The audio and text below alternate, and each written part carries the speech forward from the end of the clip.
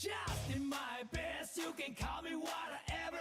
That's what I am, I'm nothing else. Drink some good booze, it's some time to cry. I got more ambitions, yeah.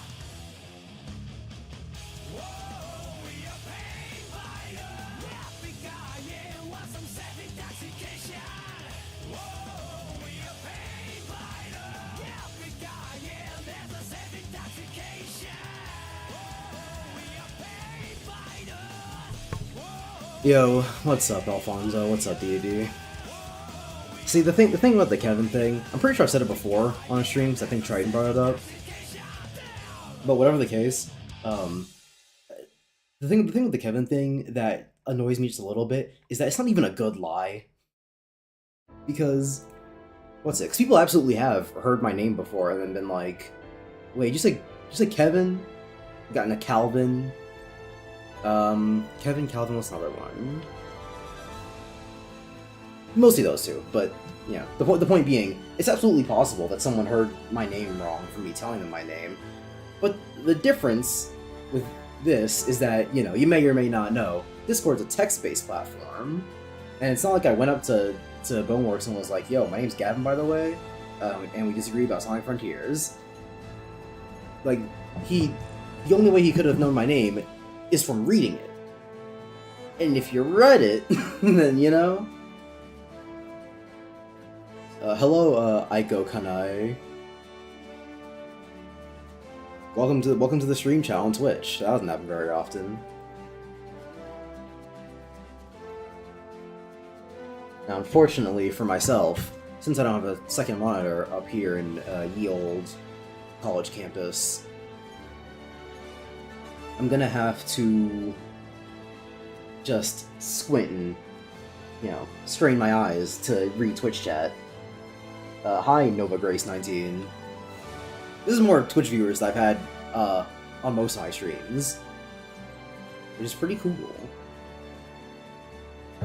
I was hoping there'd be more for the Metal Gear ones, because Metal Gear was at least a little bit culturally relevant at the time, but it wins some, you lose some. Sometimes you get a 3,000 view video, and sometimes you just get not watching your streams.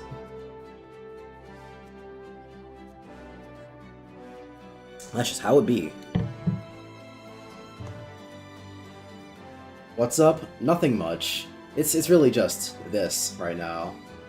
Persona 5, and I'm really trying to fucking get through this game finally, because I don't want to play Golden or Royal at the same time that I'm streaming this on the side, because a large part of even getting through those games comfortably, I say those games, like Persona games, but a large part of getting through Persona games comfortably is knowing the schedules of all the characters and whatnot, because, you know, the game is going to tell you that.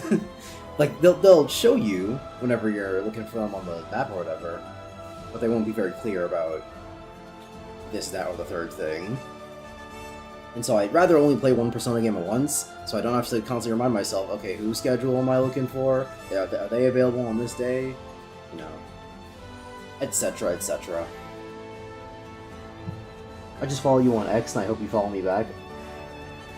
I just... These bots are getting a little bit more advanced. Now they're making multiple accounts on multiple platforms. I never thought I'd see the day. I've already been up here. Hey, Triton.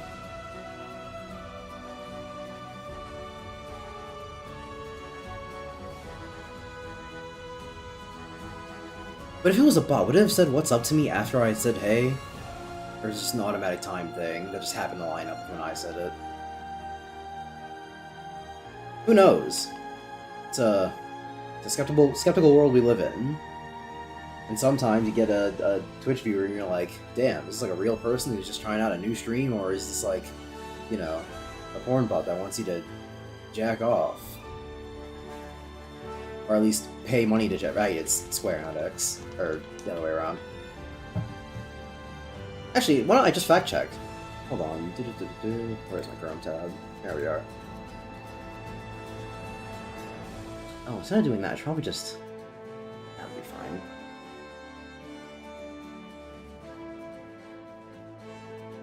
I ain't got but like 5 people following me on the goddamn thing.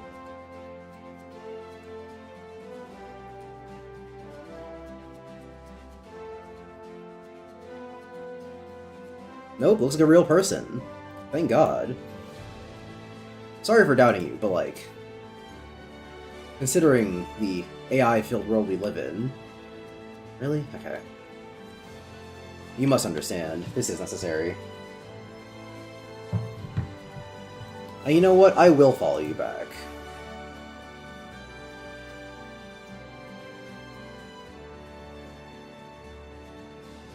Unless, of course, the bots really are just getting that advanced. In which case, the world is doomed. Speaking of which, Age of Ultron. What's that about? Oh, the actor coming back to play the guy.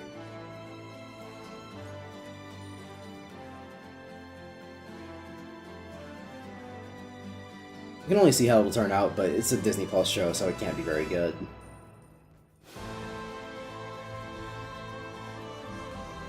Are you gonna play a real SMT and not this Persona baby crap? See, I tried playing SMT4, but I realized I was simply not built for that. Because I died in the first dungeon. Which isn't necessarily to say that SMT4 was, like, hard. It was more that, the game expected of me something that I was not prepared to give. Which is time. Just like most RPGs, any difficulty can really be circumvented by, levels, and on a lot of RPGs, you're meant to do that. But I don't really like that shit, as you may or may not be aware. And so, I just said no, it would take too long. Also because when I died, it sent me back, like, pretty far. And like, you know, I'm willing to retry things. Because, like, obviously. But it sent me back, like, an hour? And so I just said fuck it and stopped playing. Dodge physical. Okay. So yeah, I just said fuck it. I'm not gonna bother with any of that. Yeah, it's fine. Or wait, no. Fuck, goddammit, controls. Persona. Bumpers. That's 45, and the other one was also 45? Okay. No preference.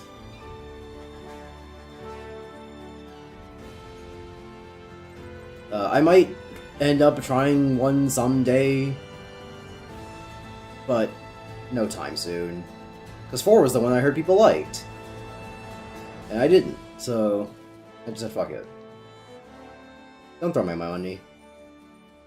You stupid piece of shit! I would do the Persona 4 meme where he gets benched the rest of the game, but I can't do that to Joker. Aww. You're one pulse away from hearing the most mid-palace theme in the game. Oh, don't I know it. But that's why I have the music off. Or at least really low. Well, you remember that one guy that was in like 5th grade that came to the stream? Yeah, I remember. What was this freaking deal? Which I know might sound strange coming from me because I'm the one who yelled at him. Well, what was my deal? Like, what was his deal? Honestly, I think that if you're below the age of 14, you just gotta do some gulag. Not worth keeping around, that's what I say.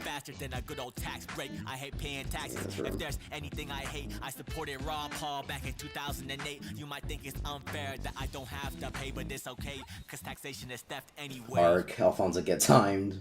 We're getting Age of Ultron Revisionist history.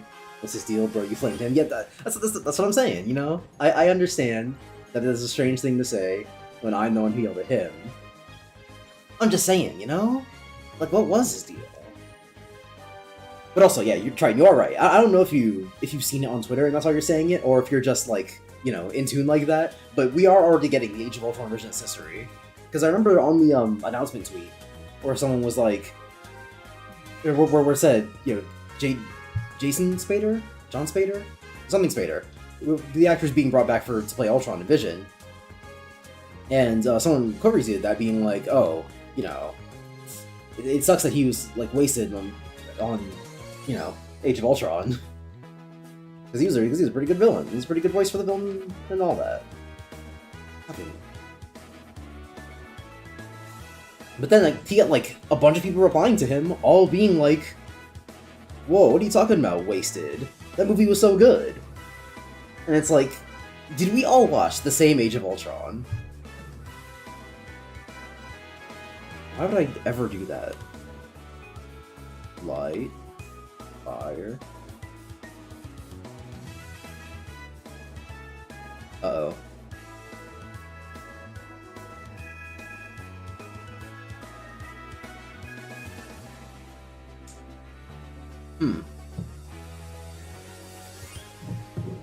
I'll give it a second. Maybe it's just waiting. While I do so, just make sure I didn't miss any messages. I'm just in tune. I deleted Twitter. Yeah, that's what I figured. But people were replying to him, being like, "What are you talking about? The movie was good." And it's like, everyone agreed that Age of Ultron was pretty disappointing. Like, people don't hate that movie because, like, you know, it's pre-Endgame. Very few of the movies pre-Endgame are hated by like the majority of people. But everyone saw Age of Ultron and was like, "Ooh, that was a little bit stinky." There are parts everyone liked about it. Everyone fucking loves the Hulkbuster fight because obviously it's really good. Everyone likes the intro because obviously it's pretty good. Everyone loves Ultron because obviously it's pretty good. but everyone was in agreement that the movie was a little disappointing and that it was kind of a waste of Ultron. So where are all you people coming from being like, actually, because you're wrong. You're wrong and you made this up. And this game is not gonna keep going, is it? Okay.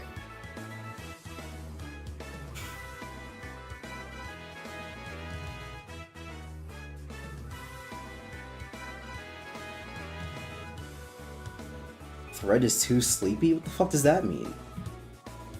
Dude, emulating this on an actual PS3 is like so awful. Which I say, but I don't even know why it's doing this, because when I tested it yesterday to see if I was even gonna, if everything was still accurate, it worked fine. And I gotta open up the fucking task manager.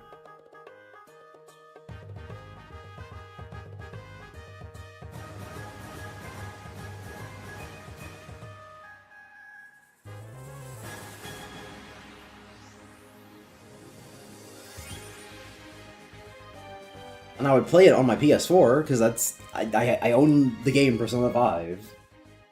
But the problem with that is that I use my real last name on that, and because the freaky fucks over across the pond in Japan refer to people by their last names, it would just be doxing me every time someone refers to me.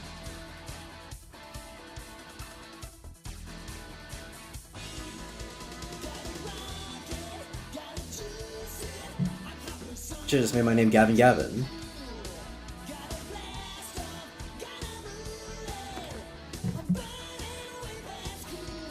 But obviously, I couldn't have had the foresight that I was A, not gonna finish the game the first time playing it, and that B, I would end up streaming it.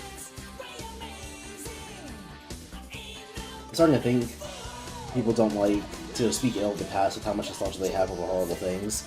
Well, I mean, it's... I said it... So, in reference to Sonic 06, I've said my theory before, which is that everyone agrees on the thing being bad at first, and then because it becomes a dead horse and everyone's tired of just saying the same things over again, everyone just stops talking about it. But because everyone stops talking about how bad it is, the fringe amount of people who thought it was good, they start to talk again, and they're like, hey, that was good actually, right? And because everyone who actually gave a shit and has, you know, half a mind to stop talking about it, the only people left are the people who agree with them, and they also go, yeah, that was pretty good. And so you're only left with the echo chamber of the fringe amount of people who thought it was good when everyone else is like, wait, what are you talking about? But because everyone else, again, finds it to be a dead horse that needs no explanation, they just say, fuck it. Who cares? Now I can't say the same thing about Age of Ultron, because Age of Ultron does not have nearly as much of a polarized... not polarized, but like an extreme opinion on it as Sonic 06. But, you know, if I were to give a guess, it would be that. Fuck the money, I'm just let's get it over with. I don't have time for this, considering the fact that I'm reviewing it. Because, you know, outside of that theory, I generally couldn't tell you why people do these things.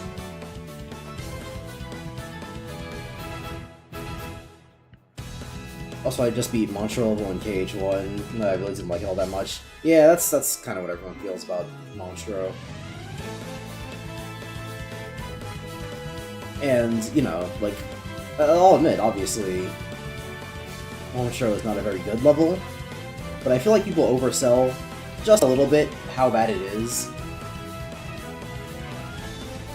Because there's two things. For one, people will oversell how easy it is to get lost in Monstro, when it really isn't. Not only do the green hallways always end up being the ones you're supposed to go through, but it's always pretty much just go forward. It's like, hey, did you exit a door and there was a door right in front of you? Go through that one. If anything, the only time I got lost in Monstro was when I didn't do that. Because on my most recent playthrough of KH1, where I was 100%ing it,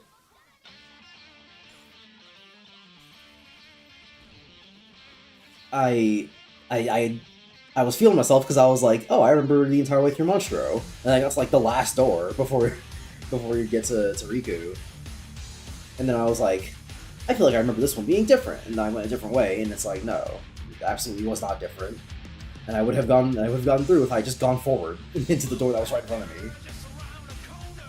So yeah, I feel like people oversell just how annoying Monstro is, which is to say that it's not very.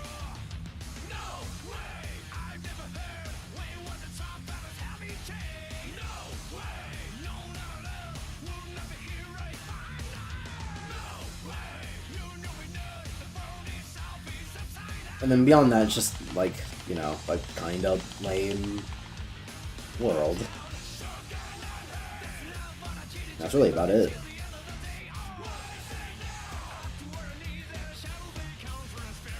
Also because it's still on my mind from earlier.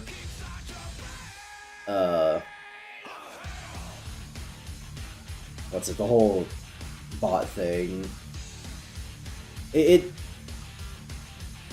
like, on Twitter, it's gotten better, because it turns out a lot of the fucking comments you end up seeing in Twitter comments are the same, are from the same people.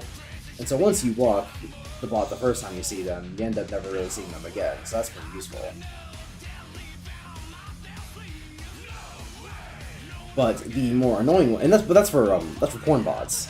The more annoying situation are for the interaction farming bots, the ones that will copy someone else's response, word for word, bar for bar.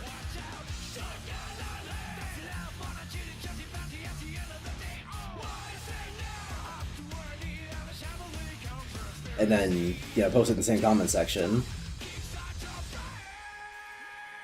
And it used to be, like, semi-hard to find. Yeah, hard might not be the right word to use, but it wasn't exactly the easiest thing in the world to see, because the way Twitter works is that the verified comment would be the higher priority one, and assuming that they sold the comment quicker, they usually got pushed to the top of the comment section faster, which means people saw that version first and ended up liking that one, and you ended up never even seeing the original one. Some people will still call it out because, they're scrolling through the whole comments or whatever. But you never really have to worry about it. Or not, you don't have to worry about it, but like, you never end up seeing the original, and so you would never even know that it was a stolen comment, which makes it slightly less annoying to read through. But as of late, there have been, this is a stealth game by the way, but as of late, I've seen way too many that are like 2 comments down. And it's like, and I know that they don't like tell the bot to steal from however far down in the comments, but it's like, if you couldn't have made it do a little bit of a deeper search.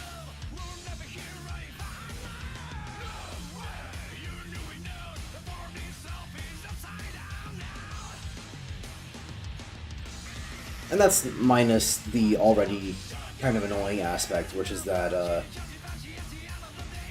lot of the times it's hard to tell which bot comments are even like bot comments. Because, like, they're the 2 genres I've talked about so far, which is the porn bots, the stolen comment bots, and then there's the final one, which is the most annoying one because it's the hardest to see, or the hardest to, like, parse, which is the, keywords. the keywords bot. You tweet out, man, Wolverine is my favorite superhero, and they reply with, my favorite comic is Wolverine 18 from 2004, and it's like, it reads like a bot comment.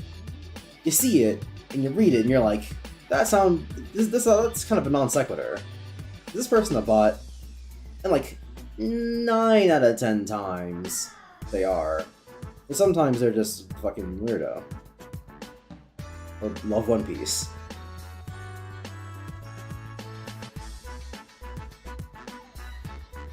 So that's like a whole different thing. I didn't really get lost all that much, but it was pretty boring. Yeah, that's fair enough.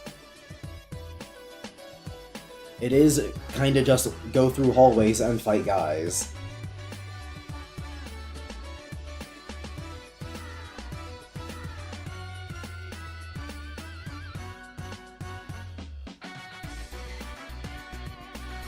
Yeah, let's fucking fight him. Does him not have the exact same thought IRL about Love One Piece? Yeah. Because he sounds like a bot.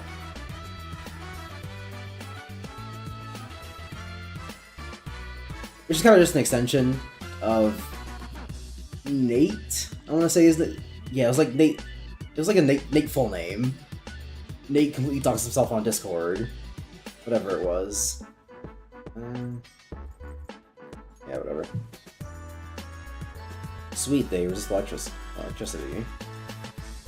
Which means, guess what Ryuji's gonna be dedicated to? That's right, it's motherfucking... it's motherfucking Swift Strike. Alright, you stupid piece of shit. What's even the point? And they block fire. And you might think that because they block fire, I should take On out of the fight. But she's fucking useless. God damn, Mona, aim!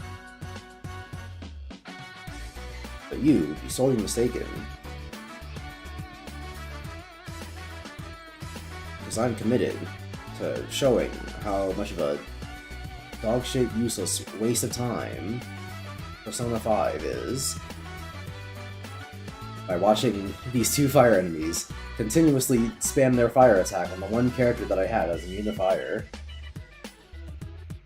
And and how, even without switching characters a single time in this entire fucking game, I can get by just fine. Because it's a baby game made for babies that wasn't worked on very... I don't know, I can't say that definitively.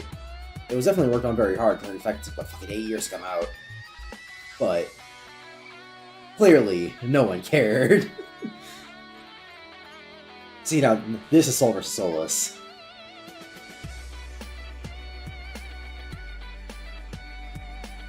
They're just never gonna stop attacking on, huh?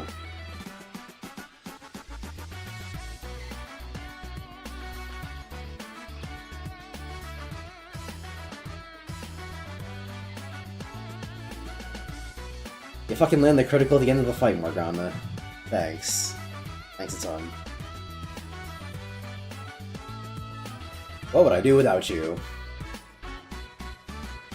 Not a lot, honestly. Because Morgana is my resident healer. And people clowned on Svit for having Morgana be his dedicated critical hit knockdown specialist. But, like, genuinely, that's... like, Lucky Punch hits pretty often. Not often enough to, like, rely on it necessarily, but Morgana is, like, the best healer in the game, and so he's gonna be in your party. And if he doesn't have wind damage, then, like, you know, fuck it. Make him just spam Lucky Punch until he gets off. Because if he's not healing, and he's not using wind, then, like, what the fuck else is he doing in a turn?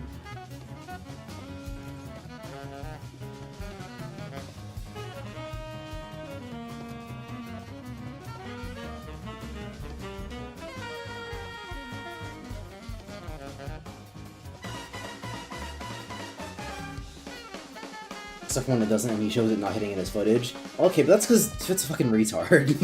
and he used footage of it not happening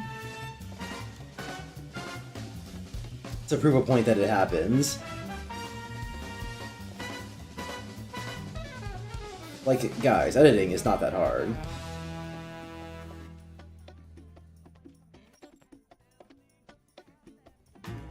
Why would you put a locked door past a section where I have to get the key to unlock it? That, like, defeats the point a little bit, doesn't it? Like, I can't even get to this section of the dungeon without having the key that unlocks the door. So why lock the door? Why not just have it be an open door?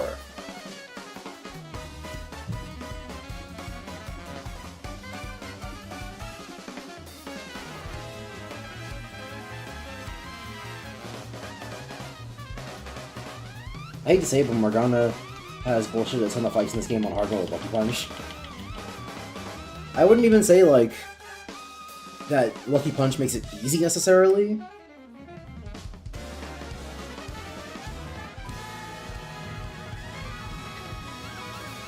But just that, like, it's... I mean, like I said, it's something for Morgana to do when he's not healing or using wind damage.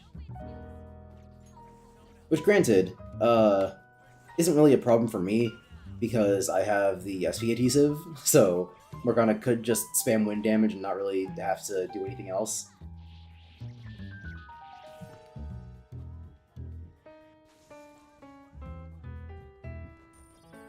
But considering how focused this game is on knockdowns, I'd say it's way more valuable to get a knockdown every, like, 3 Lucky Punches than it is to have a consistent spread of just bland-ass damage.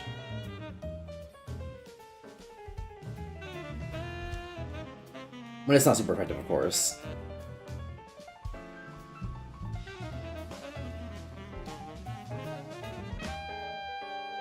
Editing is indeed hard. I disagree. But yeah, that's just Svit being stupid.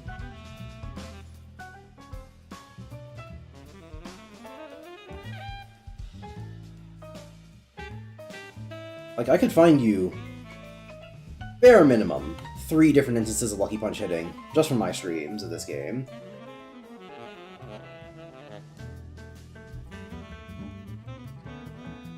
I'm talking, like, bare minimum. It wouldn't even be hard.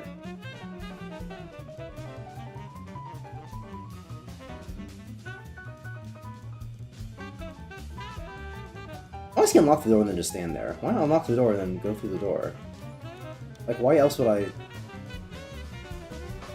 don't know. I say that, but sometimes Joker, like, goes to unlock doors just to, like, you know, create backtracking opportunities.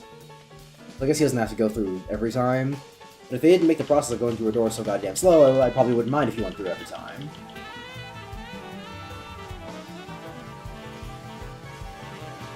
But hey, immersion, right? We need that capital I immersion. I only hate to say it because it's Morgana, fuck him. Yeah. If no one else will hate him, then I will always be... Yep, if Morgana has 0 haters, then I am dead.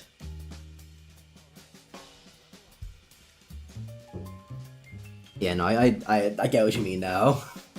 It does kind of suck that Morgana's so good, because Morgana sucks. But hey, you know what they say about art from the artist, sometimes you gotta separate the gameplay from the shitty character.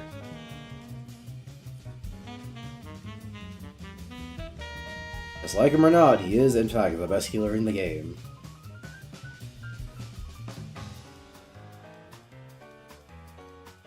You don't even gotta try to do it either.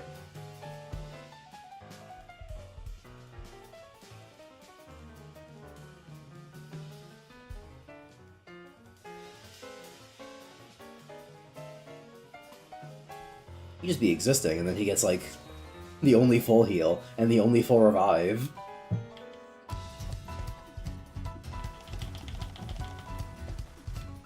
And he doesn't have to do double duty on anything else like On and... kinda Makoto do. Double duty in that On has the best magic stat in the game, so you're probably never going to be healing with her because she's going to be doing your magic damage. Curse. And Makoto in that she's kind of a triple role.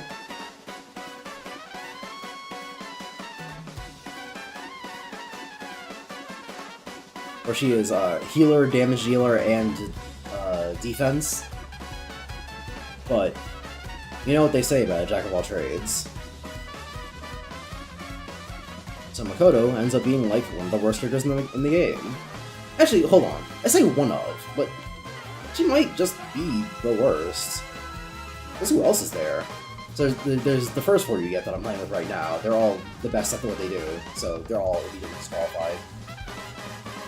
Then Yusuke, he's a pretty niche damage dealer, but he does in fact deal damage.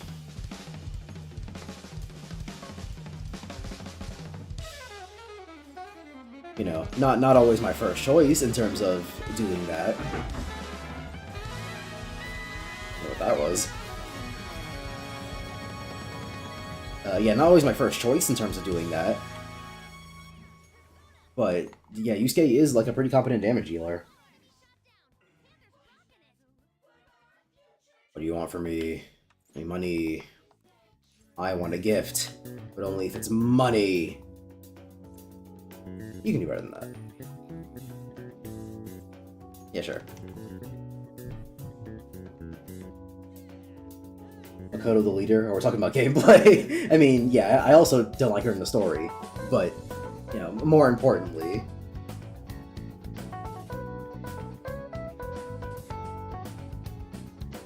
More importantly, gameplay-wise, because yeah, so Yusuke pretty competent damage dealer, I said all that. Haru is kind of the same thing, where she's a very niche damage dealer, but boy when she deals it.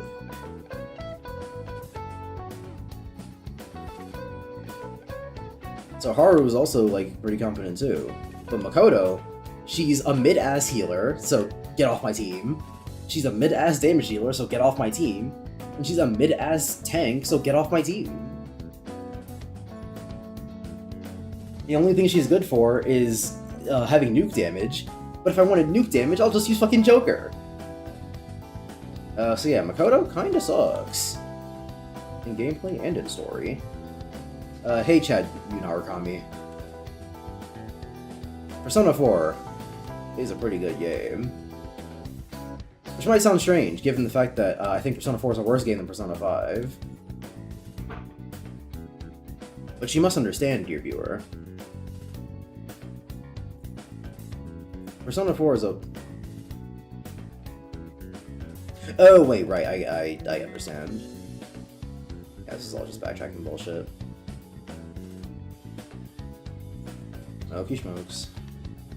Can't go through these doors yet, right? Yeah, those are physically locked. I need the membership key for this.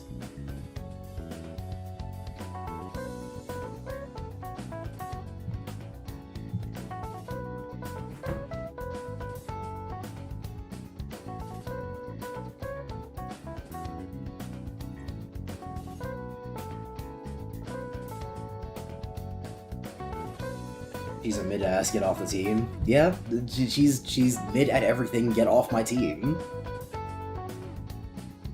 Actually, I can't say that, isn't she in high school? Oh, you meant a mid-ass. Triton, you dare speak of me talking about Lily, when the characters in this game are actually factually in high school. For shame.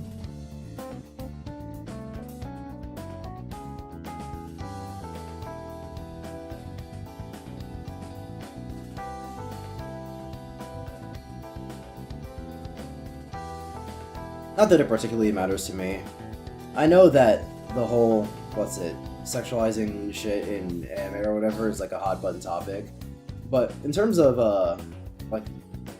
anime and video games, like, you know, any stylized medium, the way I see it is that I have to word this delicately so that I don't sound like Epstein Jr., but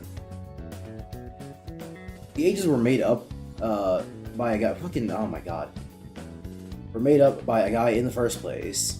And so if the only distinction is that if they had changed the number to go from 17 to 18, then suddenly it would be alright, that kind of ignores the core of what makes the problem the problem.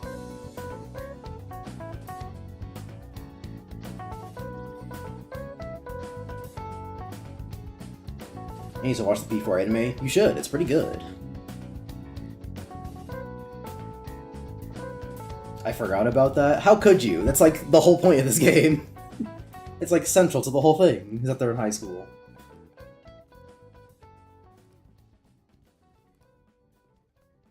Alright, what do you want? Can I like some slots and rig somehow? Cheating. Running. Lifetime. Yeah, so sort of consistency, I guess. Okay, come on, I get the metaphor. Please, Akechi! Guys, did you know the curtains are not just blue?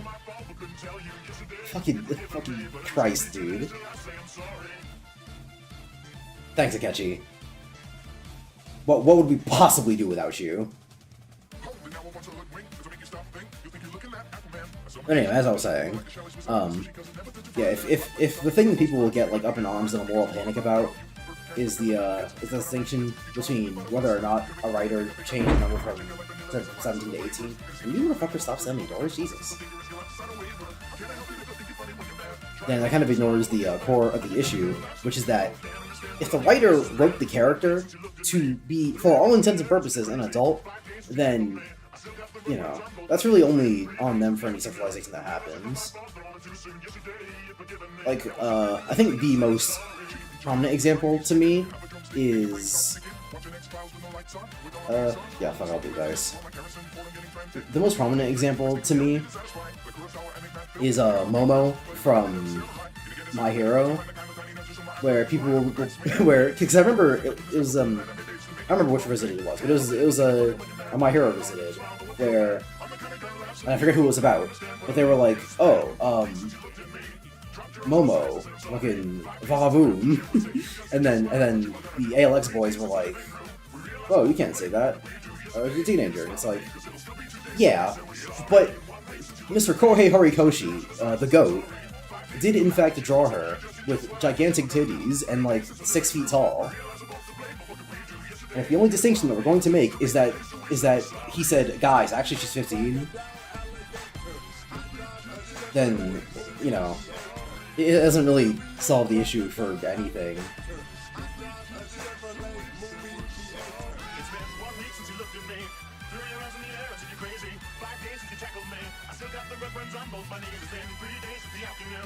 I mean, in all seriousness, I get what you're saying. That's why I'm not so upset about people making fun of Yang from the movie, because for all intents and purposes, RSFWR is age here. Exactly!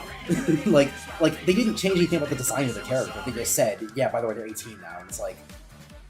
So that kind of just solved the issue.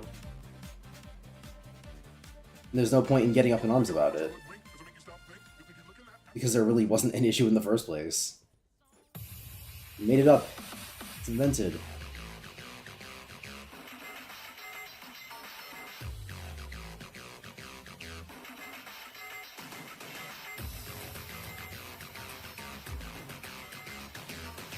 It's like, yeah, Yang's actually another pretty good example, because within the series,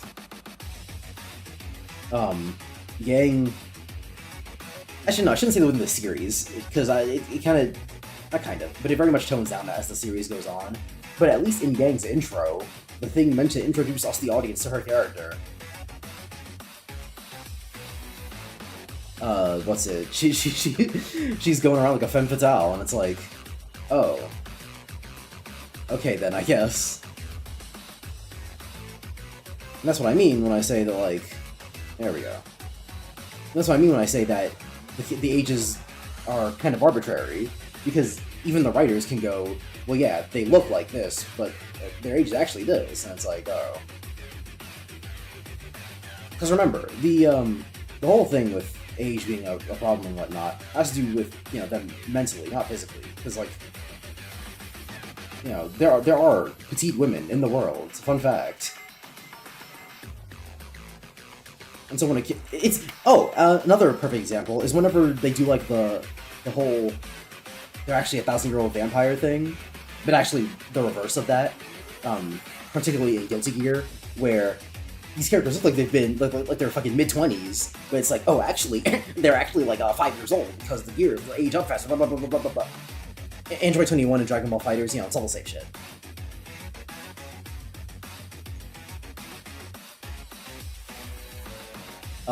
And it's like, oh, so the documented age of the character doesn't matter, because, as we can see,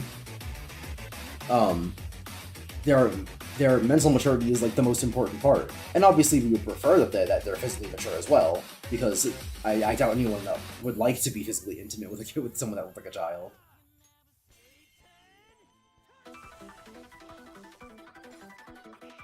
But it's also a truth of the world, that's just how people look sometimes.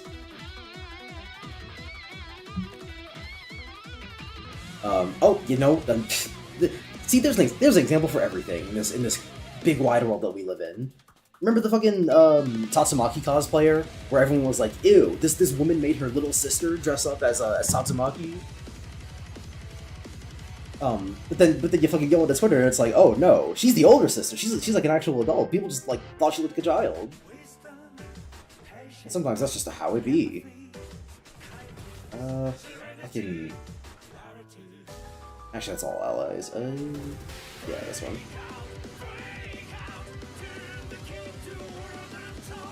It's unfortunate, and it'll always look a little weird, but that's simply how it be.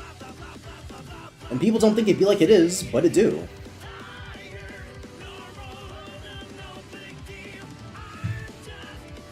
P5 kind of salty, impossible challenge, yeah. Like P5 flying at stealth. Didn't they do off-screen shots of Yang in the early volumes? Couldn't tell you. All my memories have been erased. But in all seriousness, I actually don't remember.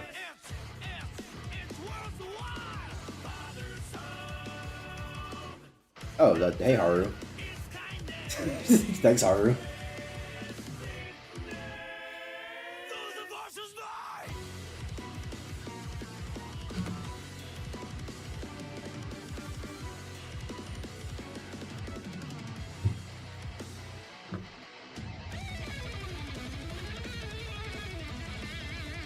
Wait, that's... These go somewhere else.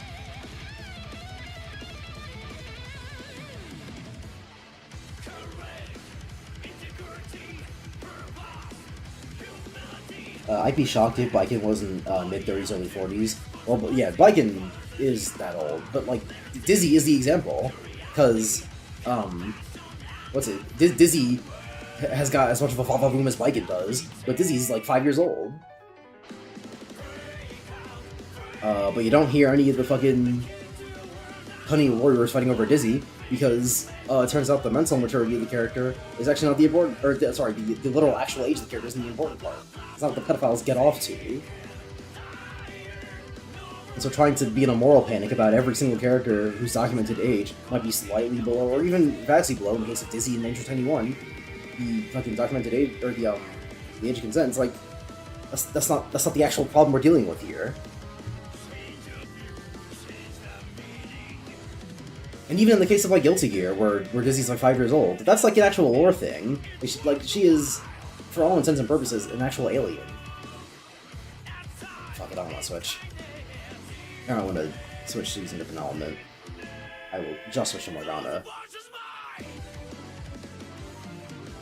But yeah, Dizzy is for all intents and purposes an alien, so obviously she's going to age differently than humans. It's the case like My Hero Academia, where you have to give a bit of a side eye because you asked Horikoshi, why did you make her 15 if you were going to sexualize her this much? Well, assuming it went that order. Either way, it's the same question. It's either, if you decide to make a sexual character first, why'd you make her 15? Or if you decided you wanted to make a 15-year-old character, then why'd you sexualize her? That's a problem for Horikoshi to deal with on a writing standpoint. That's not, like, the audience's problem if they start sexualizing her, because Horikoshi did it. He told us it was okay.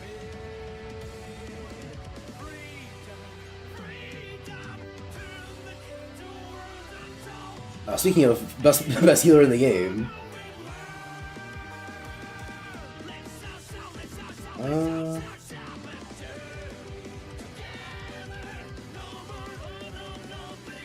considering how little I use Wind, honestly, just get rid of it.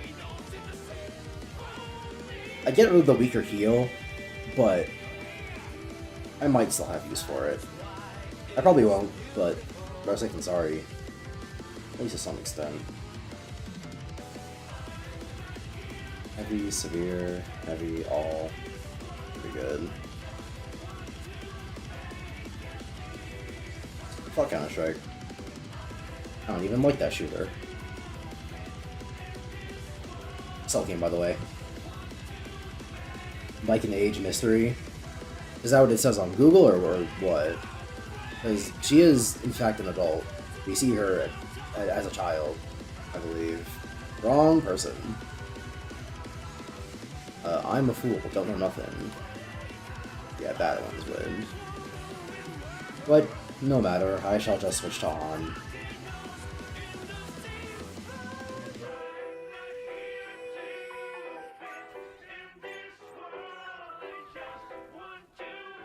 You stupid fucking gint, dude.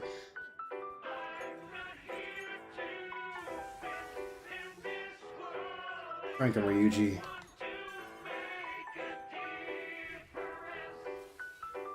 Why do writers do this? What, the Horikoshi thing or the Guilty Gear thing? Because like I said, Guilty Gear, it's completely fine. That's like, she's a different species. I think it's fine to make her, or in terms of Dizzy, in terms of Baiken being an Age of History, some writers just don't care about like exactly how old the characters are. It's like, she's an adult. That's the only important part. She has lived a full life. Wait a minute, hold on. I feel like I had this play before and it got clapped up for even just being instrumental. Whatever. Sure, Tekken 8. This is a stealth game, by the way. If you look up the word stealth, Persona 5, you will see videos that show this part of the game.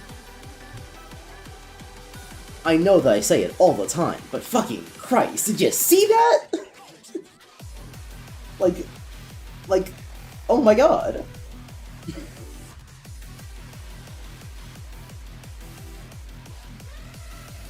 The concept is baffling.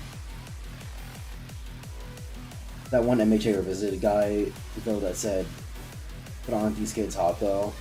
Yeah, again, that's That's why I specifically pointed out the way I was phrasing it earlier, because the way you say it is very much going to sound like, well, hold on. Nigga, shut up. Fucking climb it. Because the way you phrase it was absolutely going to be like, yeah, wait, hold on. But he's not incorrect. Horikoshi did give that child fat titties. And the question is, well, why did Horikoshi do that? The question is not, why did that guy point it out? Because it's just true. Horikoshi did in fact do that.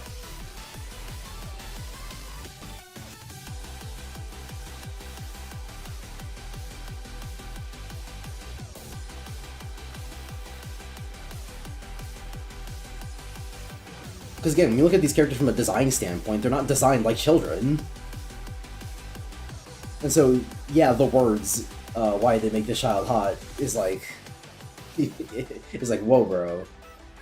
The question is very apt in that situation. Why did he make this 15-year-old character hot? And the answer, in terms of a lot of anime and manga, is because Japan.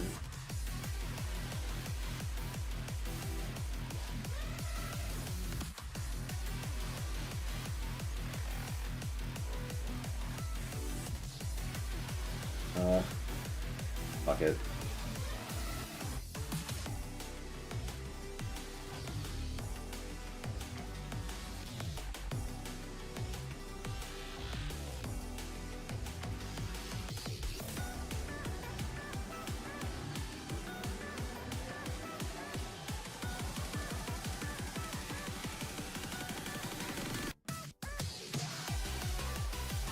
It's just an unfortunate position for a lot of people to even have a discussion of like, well, wait, it's the artist's fault though.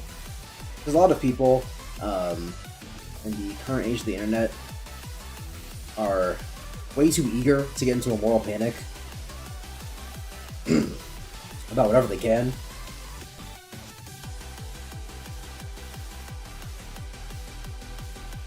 And so they will take hard stances on things that are actually pretty nuanced.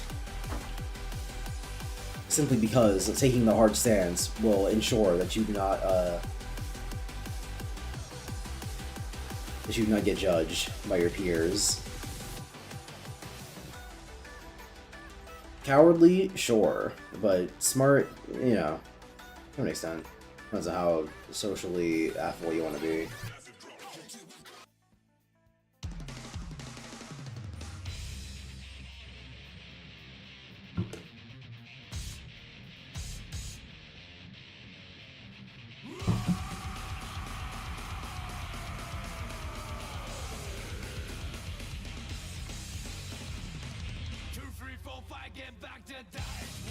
I'm currently drinking out of my big water bottle because I went to the gym today and I had to put the electrolyte powder in it. And I don't like doing that to my other water bottle because that's the bigger one and the one I use for my day-to-day that I put water in. And so I don't want to have to constantly wash it every 2 seconds because it's sticky with electrolyte juice. So I use my big water bottle for that. And now that I'm finishing off the electrolyte drink, every time I take a sip, I think of that fucking... of Atlas doing his DSP edits. Or he's taking a swig from the canister. I don't even know what the sound effect is supposed to be. I assume it's like a drinking sound effect from a game. But I couldn't tell you which one. Fucking just turn!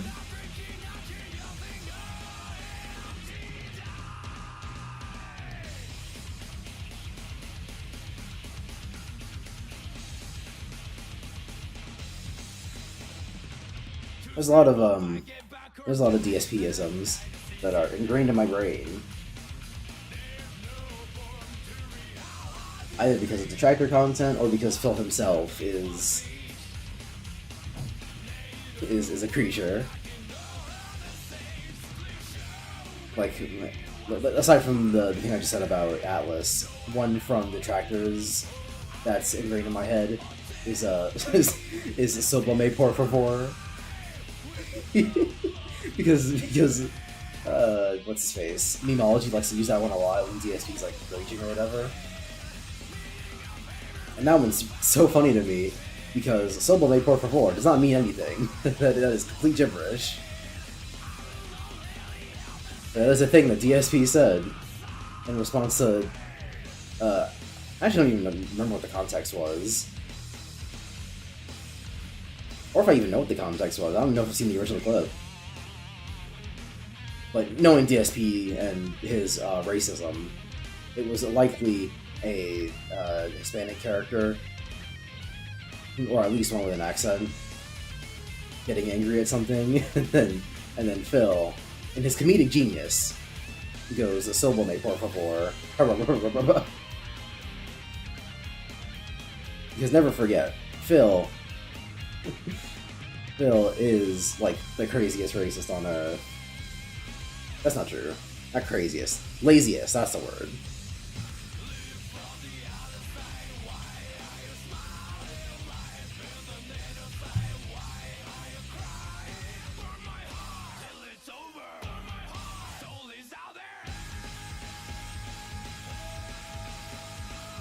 Like, I sometimes I imagine that he meant to say, like, mi hermano or something.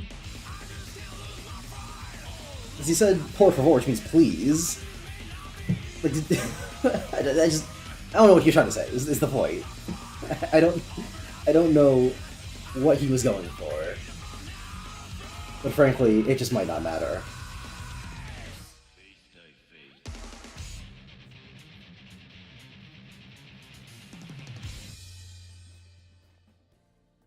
It's nothing.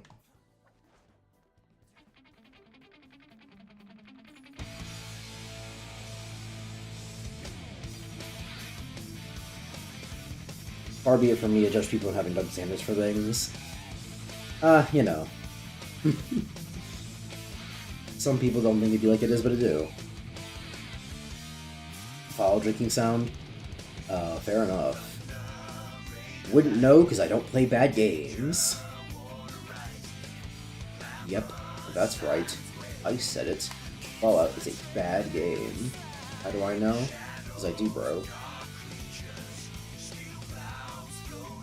Which Fallout? All of them. When do they get bad? Whole time.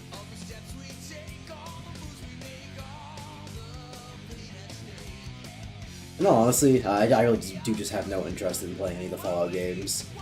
Least of all the Bethesda ones. But the originals just don't look very interesting to me. Same goes for Las Vegas. I'm pretty sure it's on my list because I own it, and it's the one that everyone fucking praises. But in terms of, like, actually wanting to play the game, it is very far down the list. It is one of the last I will get to, if ever.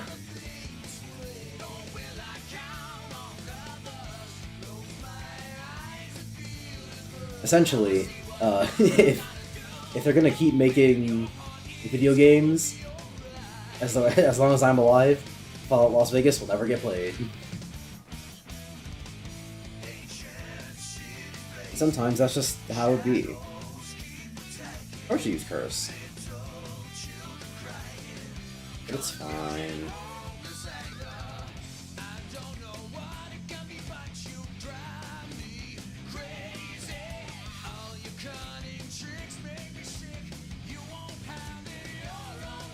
Phil's a being of infinite content.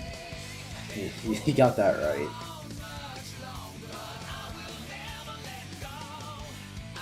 Alright, maybe I shouldn't use curse then. Doesn't matter because I block the damage anyway, but still.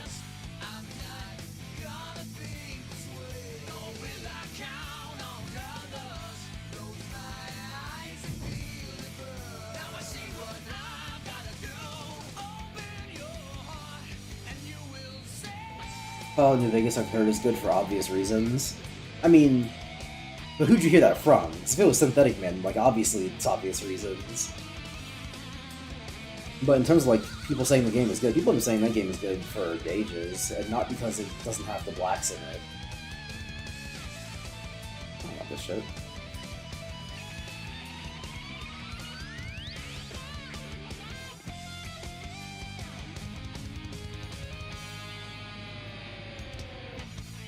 It doesn't particularly matter, because this man Akechi is never getting put on the team.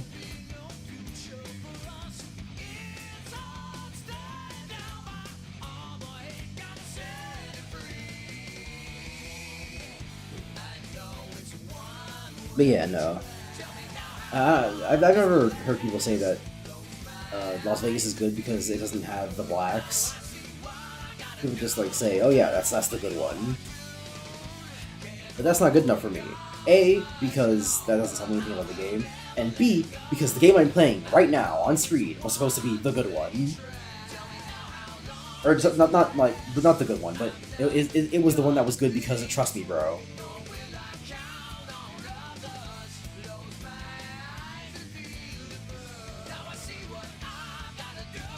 No one ever described why it was good in any capacity.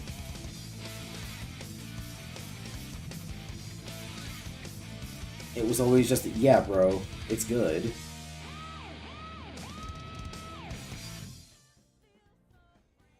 And a suspiciously low amount of anyone ever bringing up flaws, which is to say that they never did. They never did.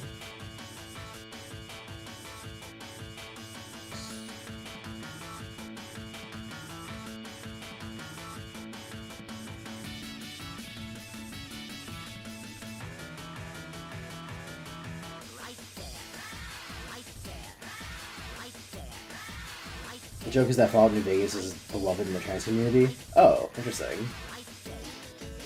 Huh. I wonder why.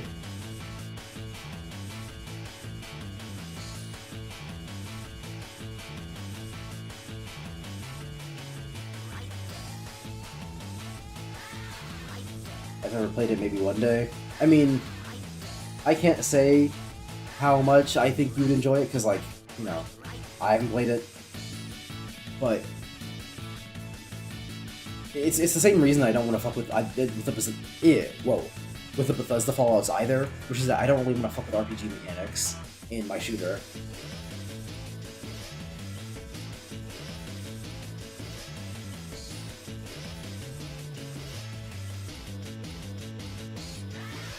And so I say, yeah, I'll pass.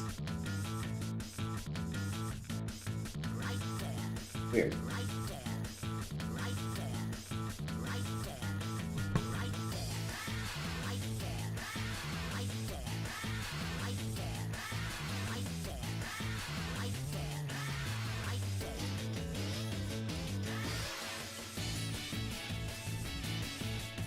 Which games do you think that deserve the praise it gets? I mean, there's quite a few of them.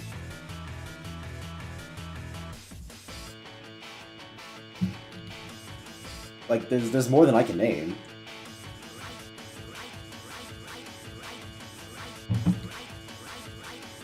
There are absolutely plenty of games that are as good as are hyped. Or at the very least close to it. Like, do I think that Metal Gear Solid 3 is like the best game of all time? No, but it is a really good game.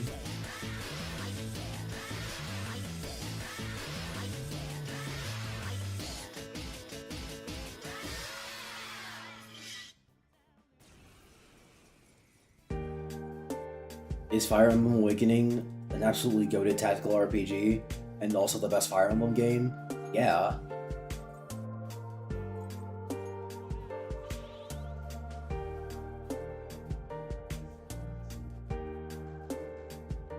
That's annoying.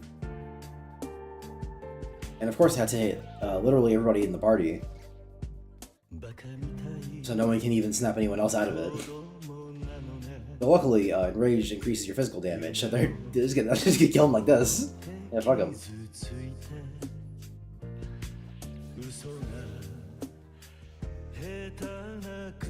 Joke's on you.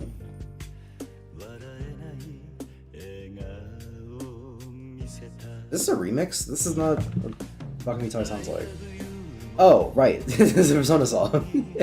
Okay, it's a mashup of Baku Mitai and Snowflakes from before.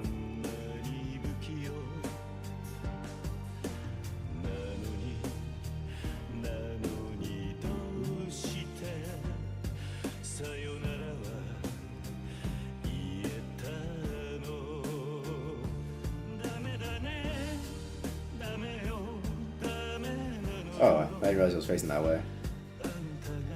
Oh well. I'll be fine. Oh no, wind resistance, but...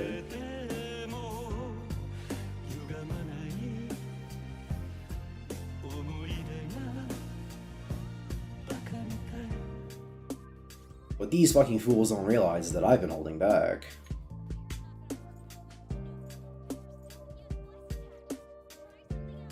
Are they all trying to nuke? Fuck no, goddammit. It. Yeah, they're either weak or neutral. Perfect. Do I not have a multi-hitting nuke? I do. Why didn't you go to that one first?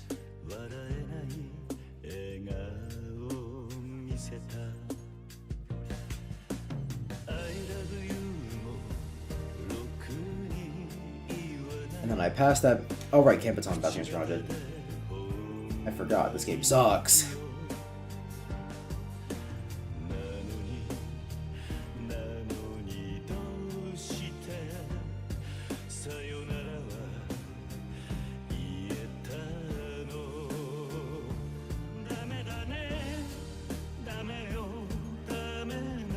And then Morgana gets up and heals the entire party. because he is in fact the best healer in the game. That don't mean anything, right? Yeah, and they completely negate fire. Which means guess who's on healing duty for the better healer?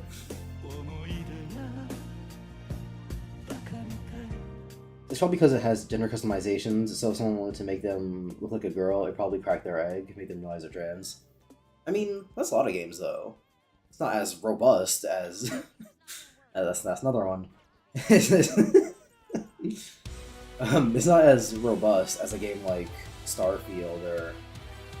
a lot of games, really. They'll let you be, what's it? More free with the, like, body choices you make.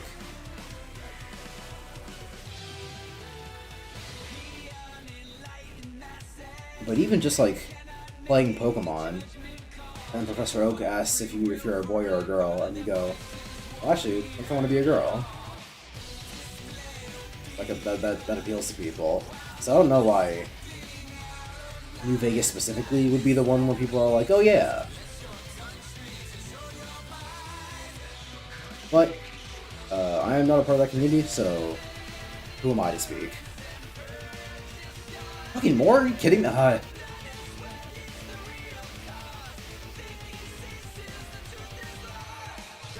attack up might be a problem.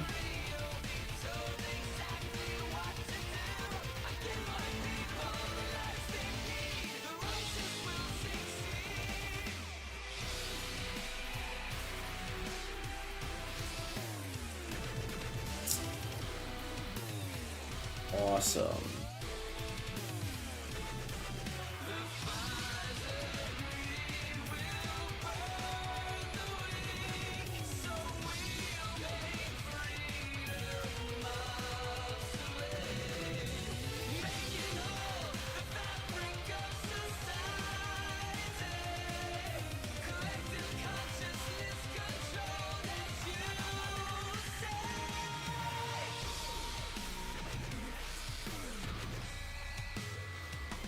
By the way, when I mentioned earlier that this game is very much focused on knockdowns, this is the kind of stuff that I'm talking about. You see how much longer this fight has taken than any other, purely because of the fact that I couldn't knock half my enemies down.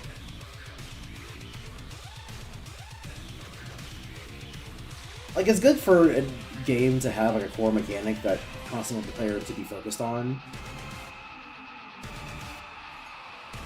But fuck me, could you not have it be like so central to the game?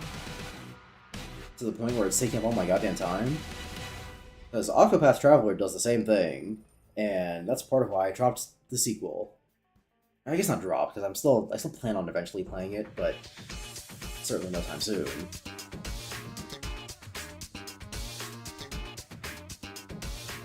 And purely because of the fact that They made the core mechanic take way too long. For, like, mob fights. For boss fights, it was different. Boss fights are where Octopath Traveler truly shines the system. At least the very hard ones. And some of the easier ones, it's a little bit, yeah.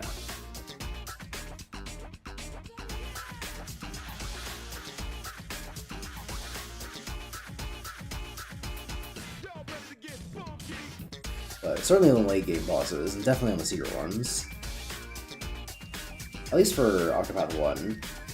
I don't know what Octopath 2 does in terms of boss fights.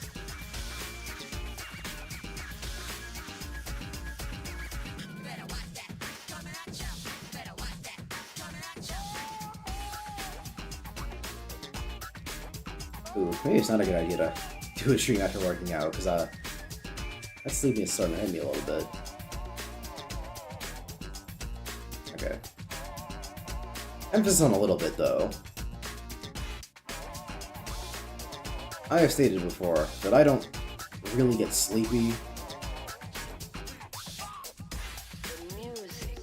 Which, admittedly, is a half-truth.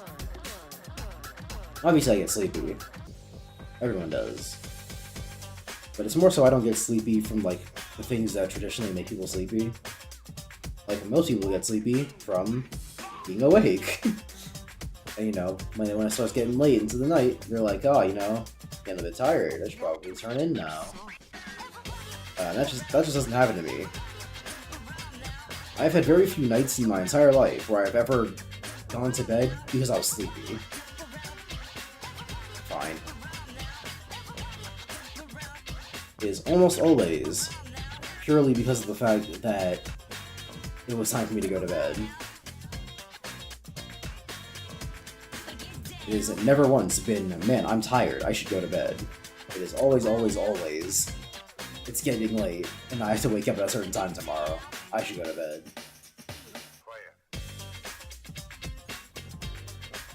Because, I stay up for, like,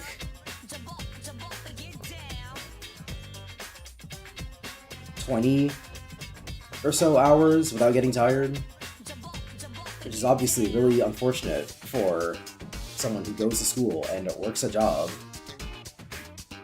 Because I don't know if you know this, but there aren't 28 hours in a day. So that means I'm always going to bed like 4 hours before I would even kind of get tired. Which is always pretty irritating.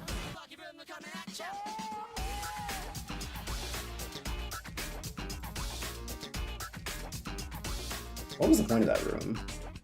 It's like, wait a minute, they're rigging the games! And it's like, yeah, I knew that.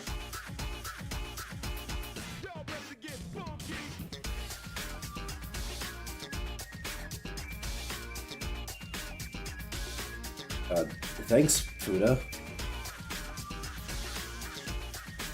I would capture the Treasure Demon, but I'm pretty sure I have all of them already in my compendium, given that this is, in fact, a New Game Plus.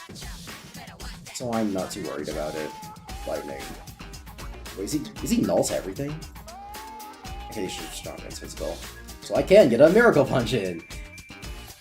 Morgana has missed his last, like, 15 Miracle Punches, but he lands that one? Are you kidding me? By the way, Svit, put that one in your next video.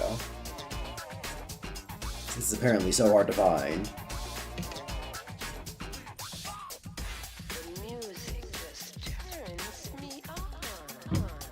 How much XP do you need for a level? A good way of knowing when to stop grinding, or not grinding, but like, even just taking any fight in an RPG, is to look at how much EXP the average fight is giving you, and then... Alright, thanks. What is wrong with you people? Apes. But yeah, so look at the average amount of XP that you're getting from any given fight, and look at how much EXP it takes for you to get from one level to the next. Some games will make this harder for you than others. And if the amounts are like a huge gap, then don't even worry about fighting the enemies for now. You're probably out-leveling them anyway. But if it's not so huge gap, then yeah, just fight a few more guys. Unless, of course, you're playing a game in which all of the gaps between levels are high, and so even if you're not adequately leveled, it's still like 15 fights to level up. But that's how you know you're just playing a bad game. Yeah. Little gamer trick for you. Alright. You think you're so funny.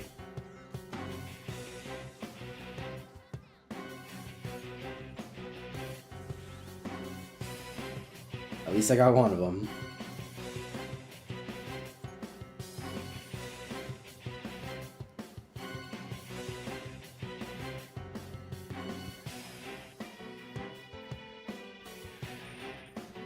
Yeah, I'm getting like 1500 EXP per fight. Wait. No, wait. Actually, hold on. Let me give that a quick little look-see. Is it split 500 per, except for Joker? Why'd everyone get 1,000? And 15,000 in the fight. Divided by 3? What? I don't get it.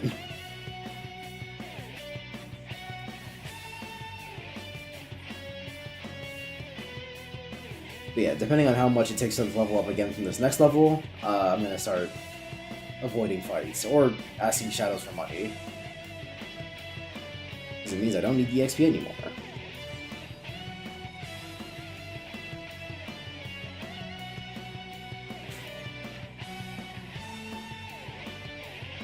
Yeah, I figured as much.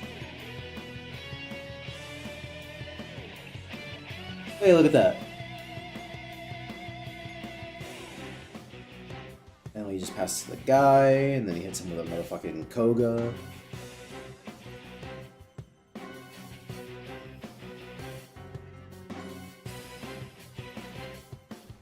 And let's see how much this levels us up.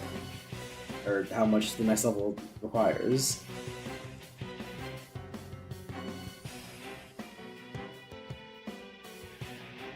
Okay, so that was 800 AXP. Everyone was at like 500 to the next level. So everyone got 400. So was it half? That looks like it might be the case. But why half? It's so strange.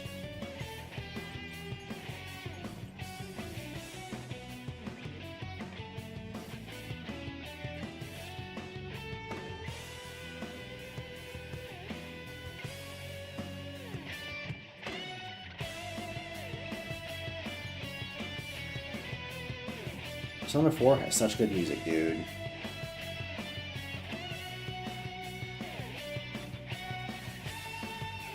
I found a yellow terminal and an a green terminal. Terminal? Yeah. That's what I said. Am I just going to circle? Okay.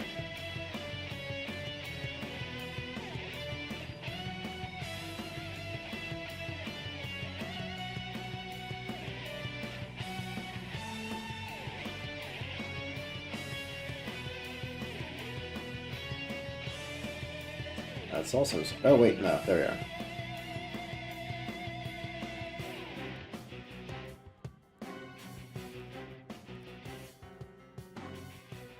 But where's the main terminal at?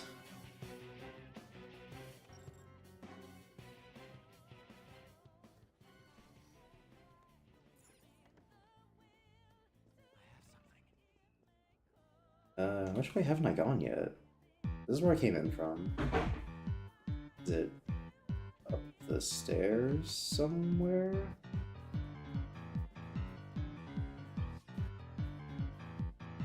Did I check that room? I assume I did, but I suppose I wasn't paying that much attention to the walls.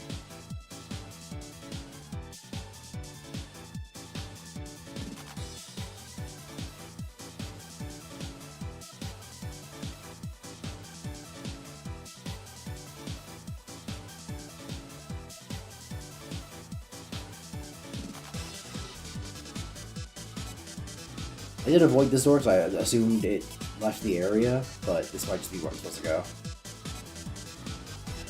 Yeah, that makes sense. See.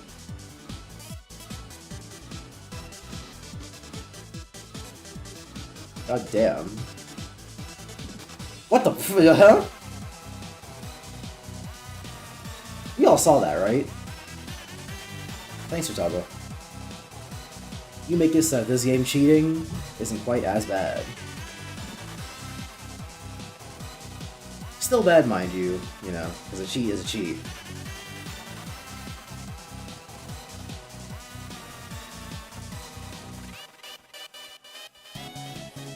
But not quite as shit. Look at that.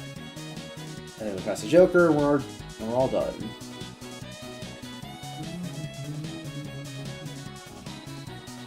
Wrong thing. I'm a fool, don't know nothing. Luckily, it's my turn anyway.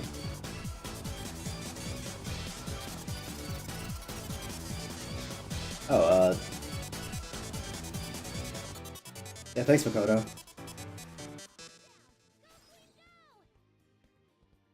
Don't know why you went for that guy specifically, but like, yeah, that's fine.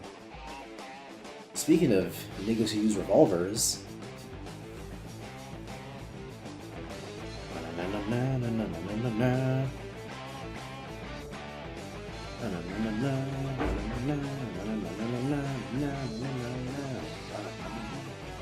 God damn it.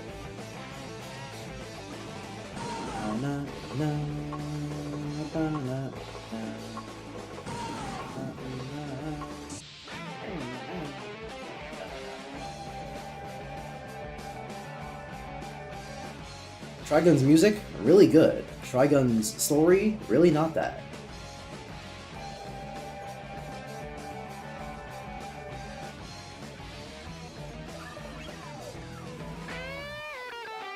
And like any piece of media that I consume, I wish it was good. I didn't want it to be bad.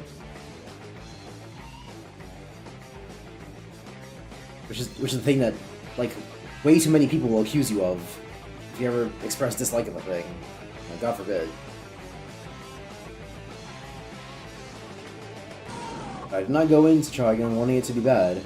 I assumed that I was going to like it. What the fuck is that range? And why'd she turn around? Certified lover boy, certified pedophile. Yeah, no, I thought I was gonna love Trigun. Because the guy who made it is the guy who made my favorite anime of all time.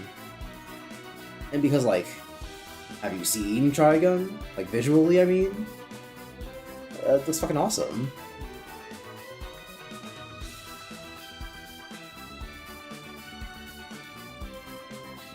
Highest physical stat is... Oh, what the hell? Yeah, this one. Of course, he reflects physical.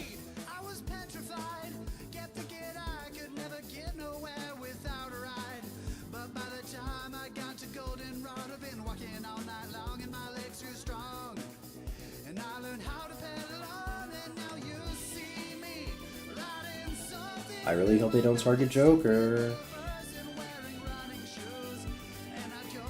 That's fine. Yeah, sure.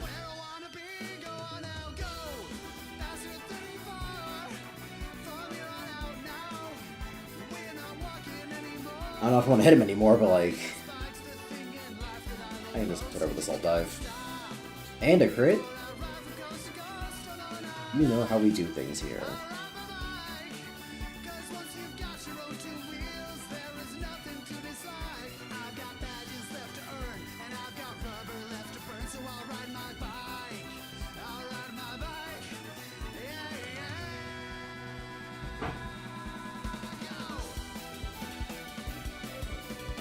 Alright, so let's look at how much they level up. Or how much they need to next level up, god. 17,000. And he's been getting like 500 a fight. So that's like, what, 14 more fights? Yeah, pass.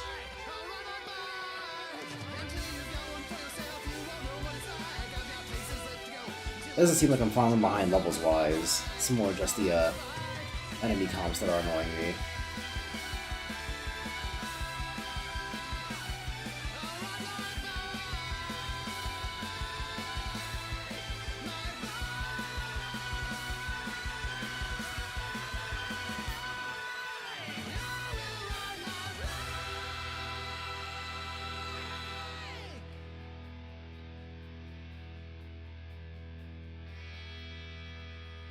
Fucking hop off, dude.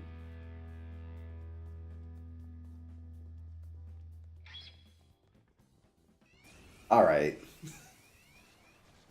I fail to see how this is my fault.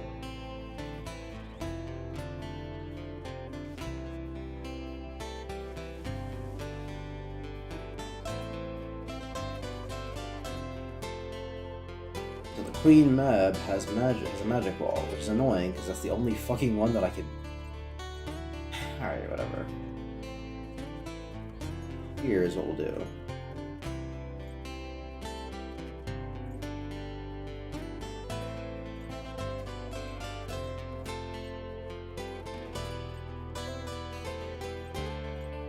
Do I ever not have all heal? Okay, that's annoying. Does Almighty count as magic damage? Because I could use an Almighty attack. You know what? It doesn't matter. Take this one-shot kill. It's gonna crit your ass into oblivion. Okay, crazy, right? Then I'll use Augie Die. Seth is such a good persona, dude. Like, what's his deal?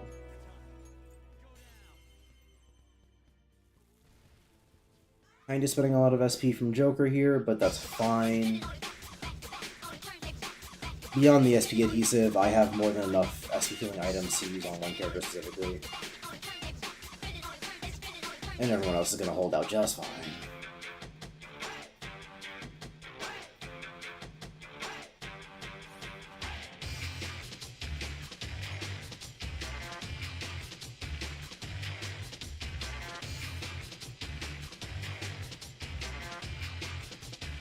Oh my god.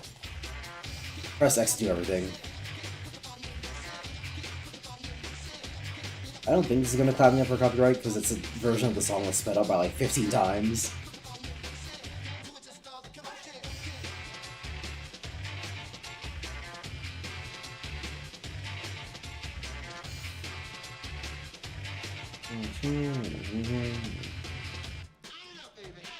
Yeah. I'll need the red and green ones. Yeah, we saw them, dude. Also, I thought it was more like an orange than a red, but, you know, whatever you say. Just in case I'm gonna skip the song.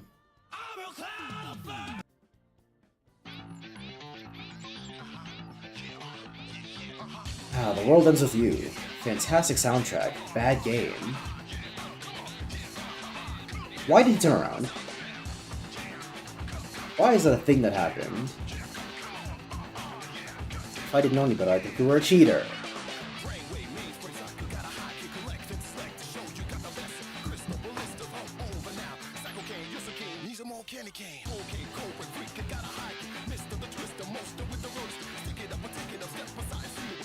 Yeah.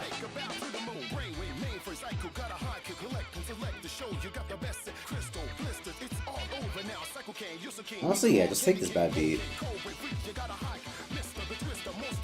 Let's fucking go. He's got chronic depression.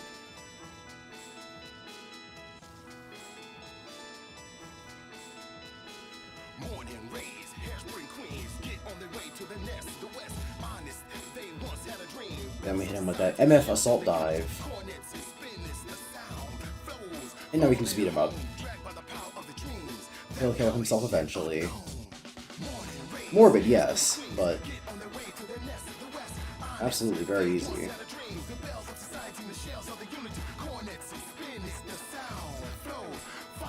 If I were being a real whore about how much money...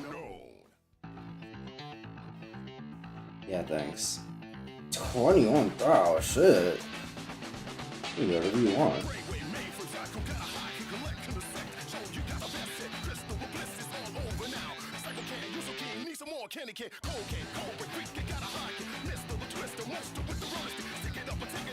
Whatever happened to the Twitch people?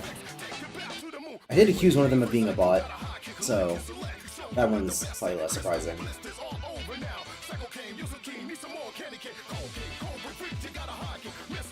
But, oh well. So I need red and green. I think this one was green. Yup.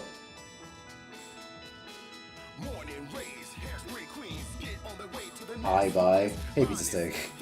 I guess bye, pizza steak. You need not check in on me.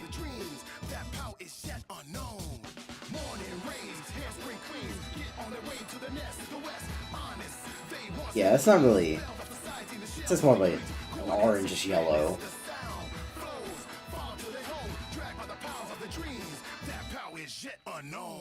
Shit, I never found a red one. Oh, hey Treasure Demon. Okay, oh my god.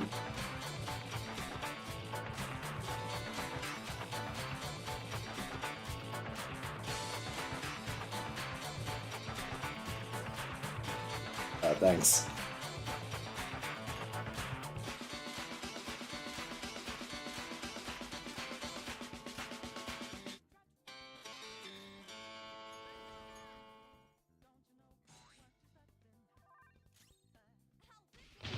Crit? That's crazy.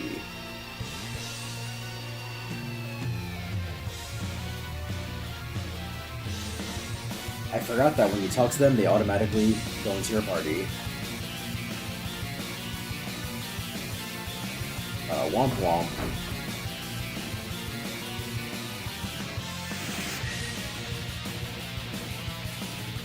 I should have just killed him to get the EXP and the cash. This is my mistake.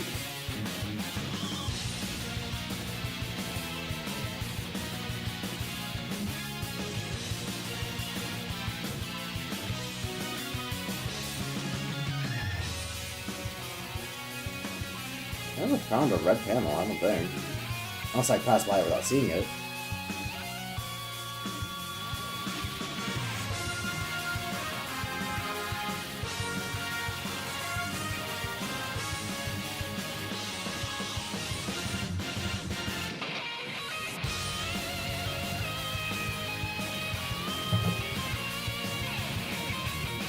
Music is very loud. I feel like my own audio is quiet in comparison.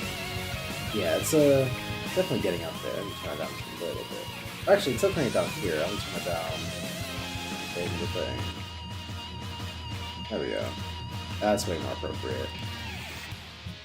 Now I can actually hear myself think over the sound of Xenoblade's blaring guitar.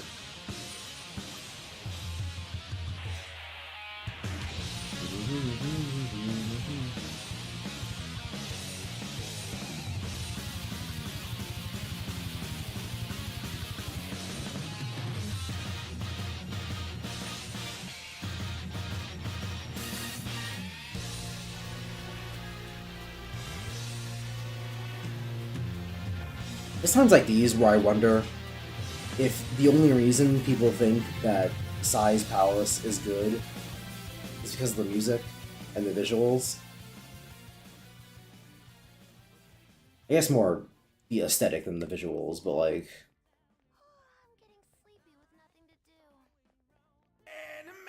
Yeah, either way, same diff. Right, I guess the room with the guy in it.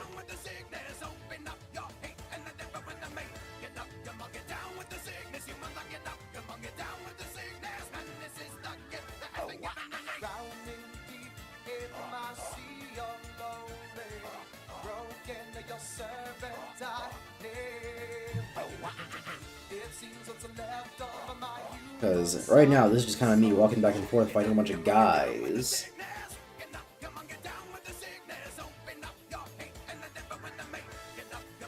Hey.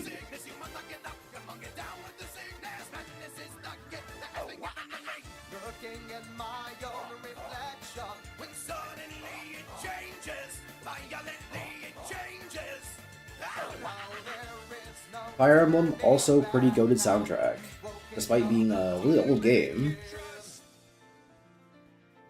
I know that the common response to something like that would be like, well, what does it matter that it's old? It's, you know, the old games are still good, blah, blah, blah, blah, blah, blah. Yeah, I get it. But, like, on the whole, when it came to games being good, whether or not, or, yeah, on the whole, I think that age can be at least somewhat correlated to a game's quality.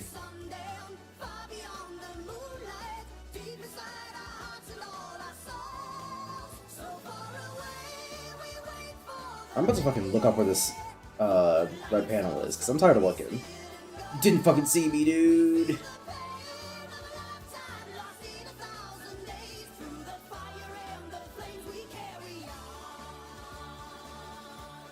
Let's say if the guy up here respawned, I'm gonna be pissed.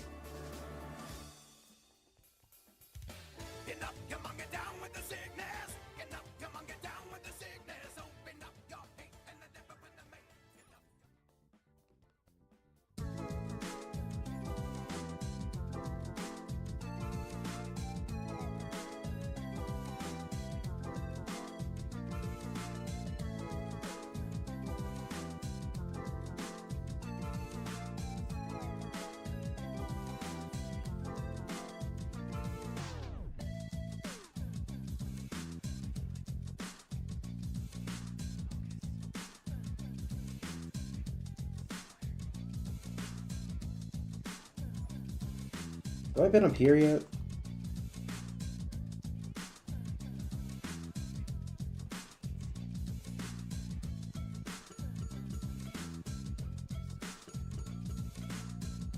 I have.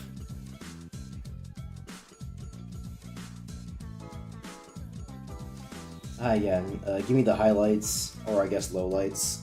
Highlights of what? The stream so far? There really haven't been any. It's just normal palace things.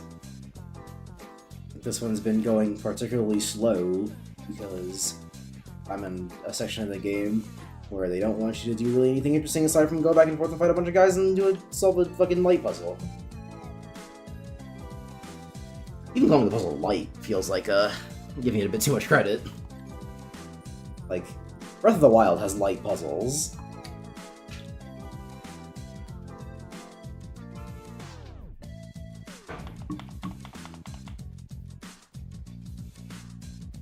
This game more so, gestures at you questioningly.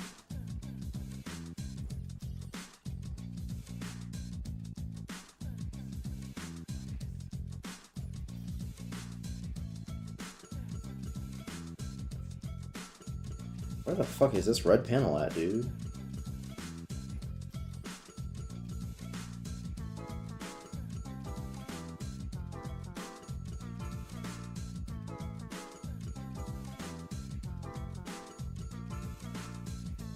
This is a purple one.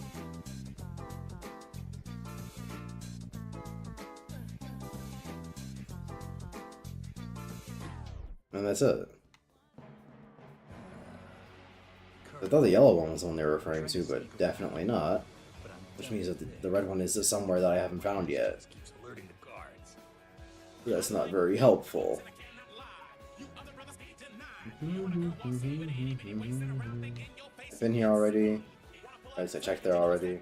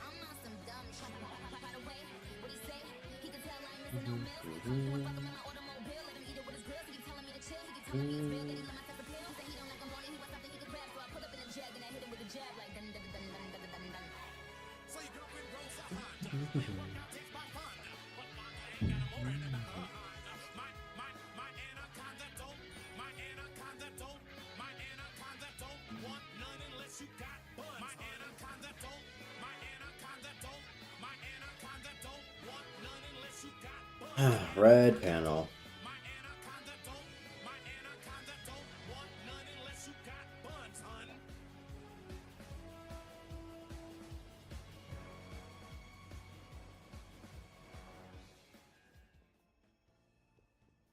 There we are. These things really blended in, huh?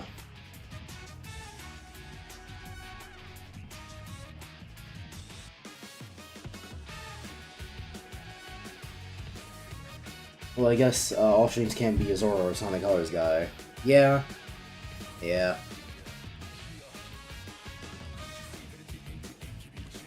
Which is particularly accurate in terms of Persona, because I'm not even playing this game because I'm particularly incensed about it. Or at least, you know, not anymore.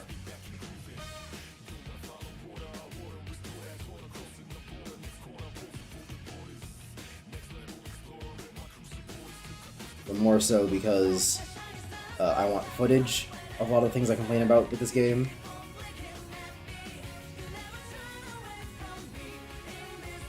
Because, you know, you can only say Persona 5 is a bad game and have people not ask you for proof for so long. And, you know, luckily most of the people that I talk to are sensible, and I don't need to necessarily present a gameplay clip for literally everything that I talk about, and they will accept my arguments as they are, which is good. But not everyone will be so charitable, and they'll be like, yo, isn't it kind of fucked up how the negotiation system is like broken and doesn't work? And they'll be like, bro, can we talk about it? It works perfectly fine, bro. And it's like, alright, I have to show you then.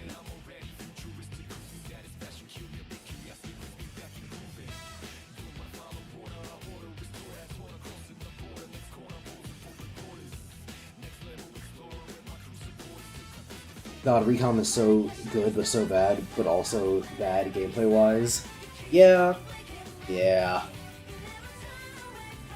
When people say that Recom is the worst, is the less good game between the two versions, but as far as I'm concerned, it really doesn't matter, because Chain of Memories' whole card system is, like, fundamentally broken.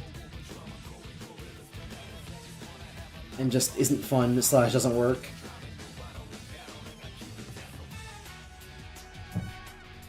So just because it's in 3D and is slightly worse isn't really going to change much.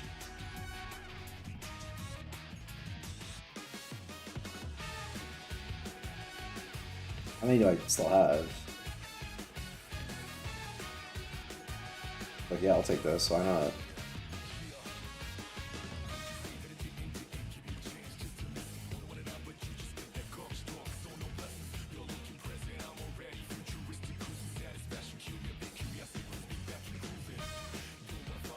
Complain more about the card system, I'd like to hear your reason. Okay, definitely. Because, make no mistake, I absolutely can. So I think the biggest problem with the card system is the question of how you're meant to play it. Because there's really only 3 ways to play the game. There is the first way, which is to use attacks in the moment. Like, for example, using 3 Keyblade attacks in a row to do like a 3-hit combo. But the reason that doesn't work is because more often than I should probably save. It's because more often than not, enemies will interrupt you while you're doing that 3-hit combo. And so it's really just a waste of cards to, you know, use multiple of them at a time trying to get off a 3-hit combo when the game will just interrupt you anyway. Then the second way is to play reactively, is to wait for the enemy to use a card and always react with whatever card you plan on using in return. But the problem with that is that A, 9 times out of 10 the enemy will hit you with whatever they're trying to hit you with before you even get to the card you need to counter it. Or B, sorry, not or B, and B, even if you do that, it's gonna make every fight take fucking forever because you'll be sitting there waiting for an enemy to attack, waiting for an enemy to attack, and you use one card on them. It takes like what, a third of their health, if even. And you just keep doing that for the entire fight, and you're just not you're getting nowhere fast.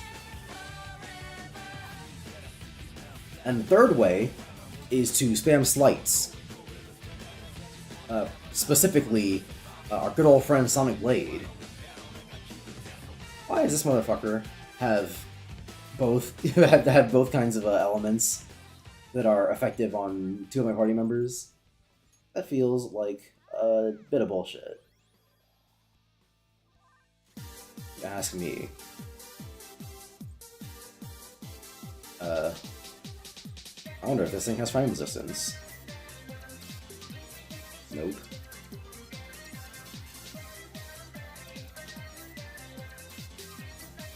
Anyway, yeah, the third way is to spam slights. And the problem with that is that it's really boring. As it turns out, slights like Sonic Blade are really, really good. But if I just spam Sonic Blade every time for every fight, the game gets boring really fast. And it turns out that's actually not very fun. So the only ways you can play the game are the frustrating way, the slow and boring way, or the fast and boring way.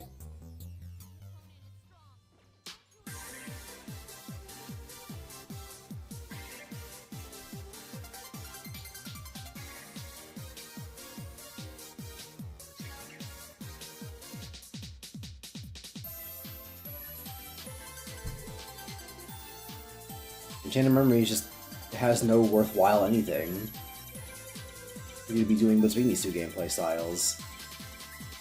It's just a lot of you wasting your time.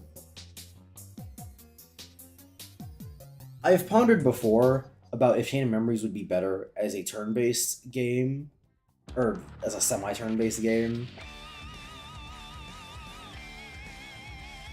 And I just don't really know how the card breaking system would work out in a turn-based setting. Because it can't be real-time. A, because ATB would do the same thing as like how the actual game plays, and that just wouldn't solve anything. If anything, it'd probably be even worse, since if their ATB gauge is full and yours isn't, you can't even card break, so what's the point?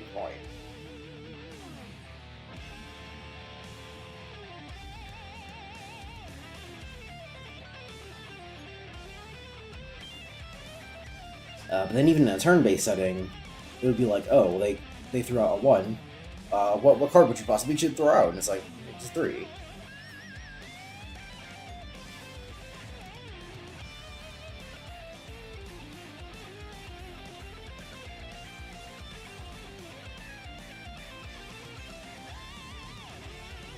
So yeah, even in a turn-based setting, I just couldn't... I don't think there's any way that the card system is ever good.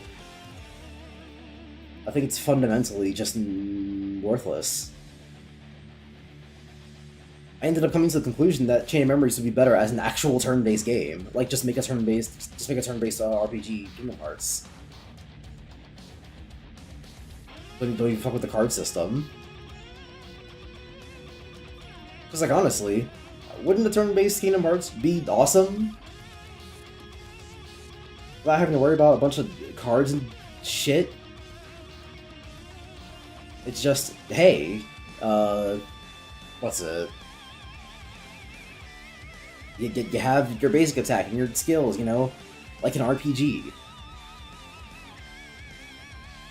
But it would be cool because, like, you know, Kingdom Hearts is an action RPG series, so it would be cool if it had that one spin-off at least that was a turn-based RPG, just so that the series can fill both niches, if even for a little bit.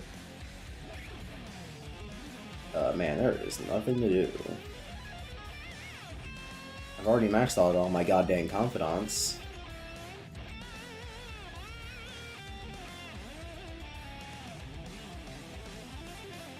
At least all my night ones.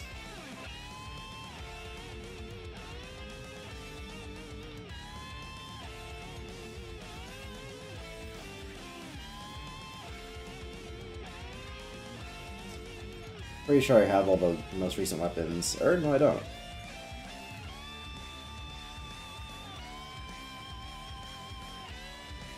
'94. Sure. Ryuji misses all the time anyway. What's a 12 decrease? Yeah, why not?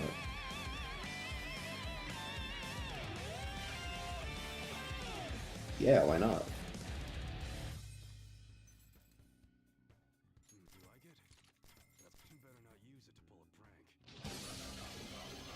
Did I just buy the same sword twice and sell it twice? Oh well. I have more than enough money to make up for it anyway.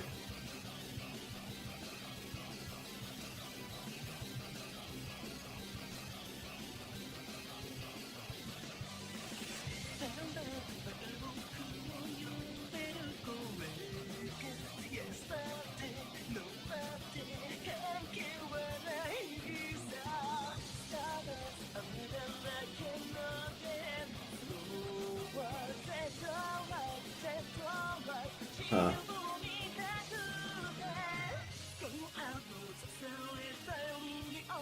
I guess I'll be making coffee.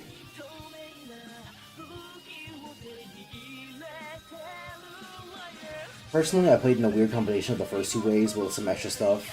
This is only in regards to the character bosses are the best part of the game. Yeah, I will say that the bosses will require... Oh, maybe not require. Can I make curry? Can I make curry? Alright. But the bosses, you know, playing in a reactive way for them makes sense. Because, like, you know, they're the ones who will also use slights against you.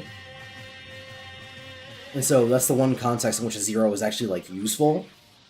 And so you might actually want to wait for the boss to use a slight on you and then pull out a zero in a reactive manner.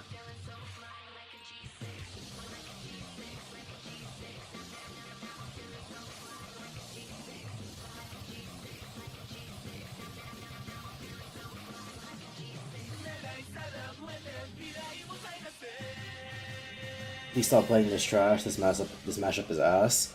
See, the thing is, I would be willing to skip it, but because you specifically asked me to skip it, I won't.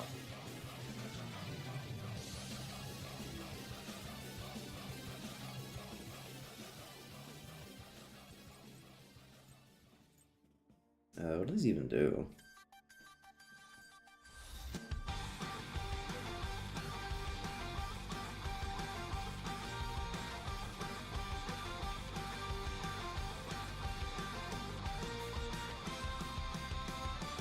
Sure, why not?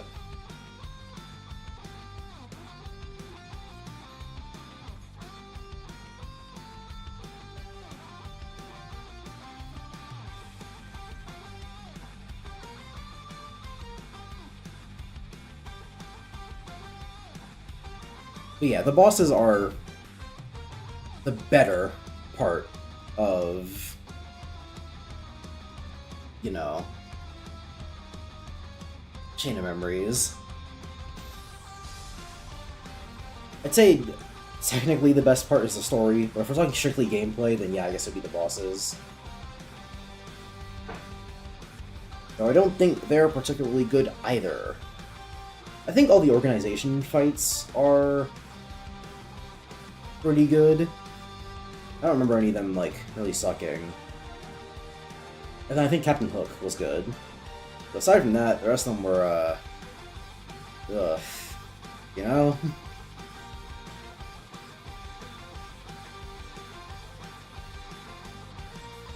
I just teleported the same place.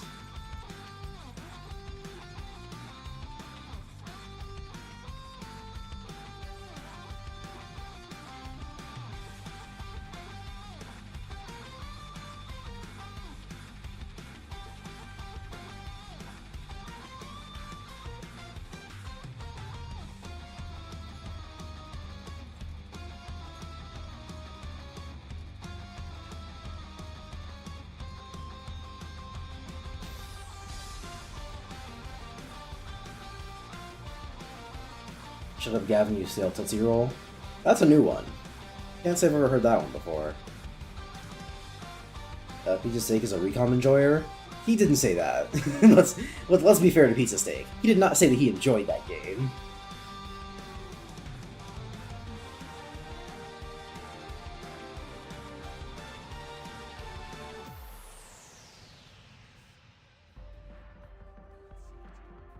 You know, I say that the story is the best part of Chain of Memories, but again, that's only like technically true. There's a lot of parts of the story that I think are like pretty good. Specifically, Sora's relationship with Naminé, and the end of Riku's story. Everything before it's kind of a. I guess honestly, I guess that applies to both. Is the end of their stories rather than anything before that. Because everything before that is the stuff that sucks.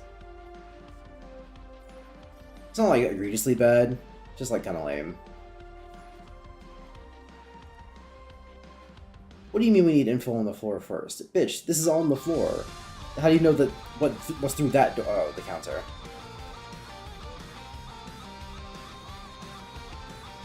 My fault, my fault.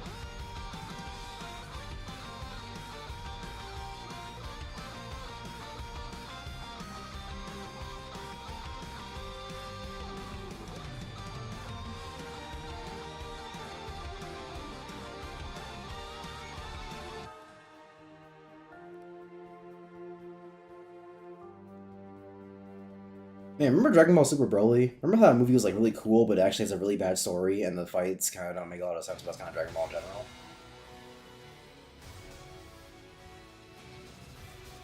What happened?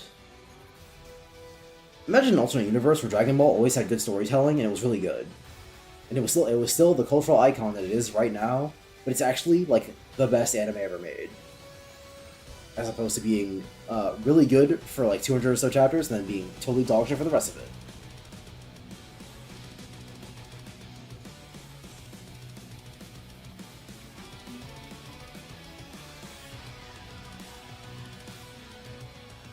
Let me check the bridge. Like, look, like give it a real good look? What do you mean?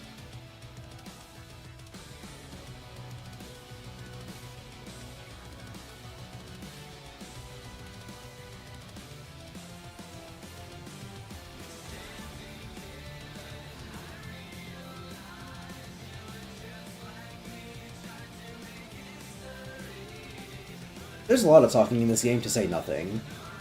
Like, it said you need 100,000 coins, and everyone went, "What, 100,000?" But it was so hard to get even 50,000. It's like, yeah, that is how numbers work. And then Akechi goes, "Then we're gonna have to get more coins." And then everyone goes, "Yeah, I guess that is how numbers work." And he's like, "Well, I guess we gotta go get more coins."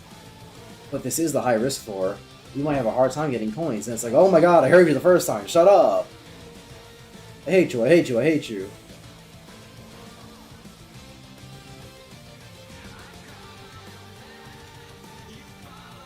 Alfonso, I think you should bend over and give me some Flute Dome.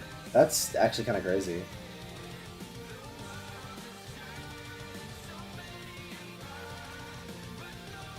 What does Flute Dome mean?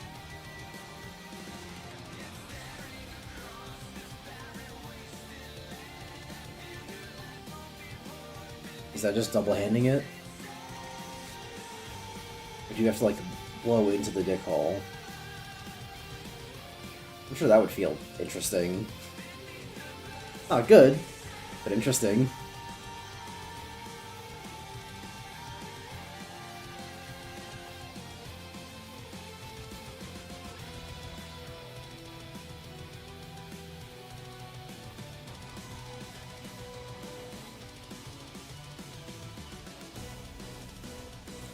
Okay then. Decide first. Probably more of an enjoyer, but I can also be an extreme hater. Fair enough. Sometimes that's just how it be.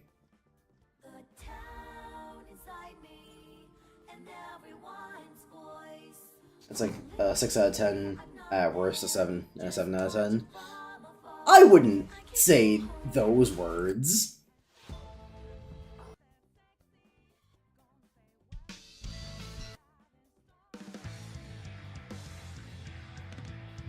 I'm probably closer to like a 4.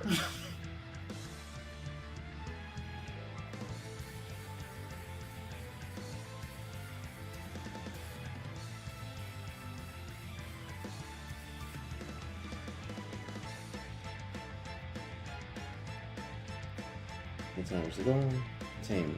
10 times that amount.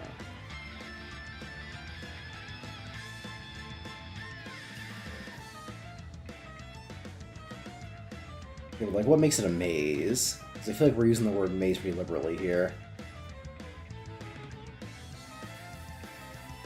Get rid of Morgana, please, or else you're a furry. What's the correlation there? And Morgana is hashtag the best healer in the game, so he will not be leaving my party. No, it means Alphonse's giving me a BJ. Yes, I know that. I said that. But like, why? What was it? Was Flute Dome? If you just wanted Alfonso to suck your dick, you would just say, "Give me Dome." But you specifically added the flute part, and so I'm wondering, what does the flute part mean? Does that mean you're double handing it? Does that mean you're blowing into the dick?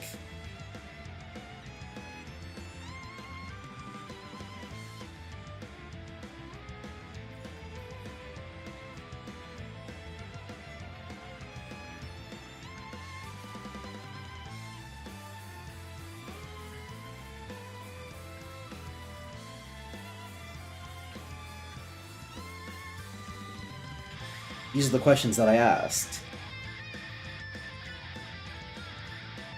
What are you, fucking stupid?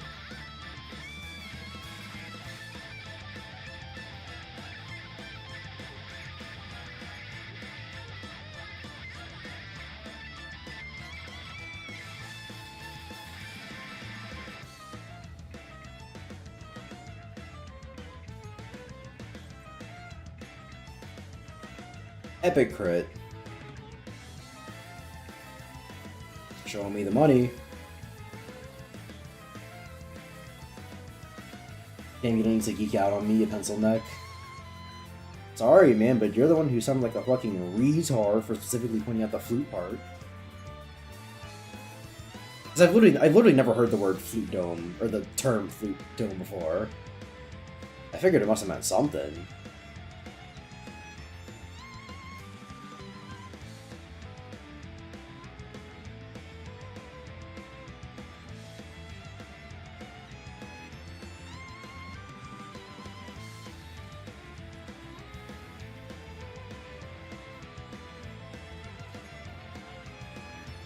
Lightning and light. Is it null reflect? It's reflect, okay. I guess Morgana's back to doing wind damage. Like a fucking cuck.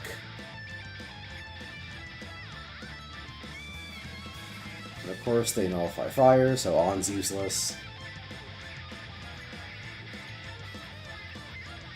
The first time in the entire game where Yuji gets to use his SP.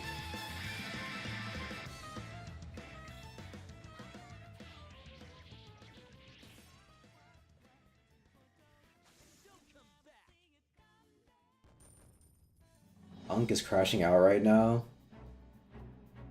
Did you just, like, discover black people words for, like, the first time? Because you did not use any of those words correctly in any capacity. Unk refers to those older than you, and if you're younger than me, then I fear for the kids of today. But I highly doubt you're younger than me. And crashing out refers to, well, kind of what it sounds like.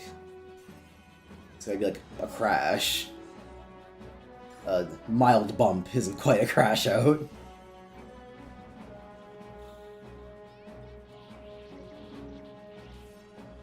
I'm 17? Oh no. Is the youth today fucked? I really hope our boy Rian is not representative of today's youth. Because if he is, then ooh boy. I pray for these children.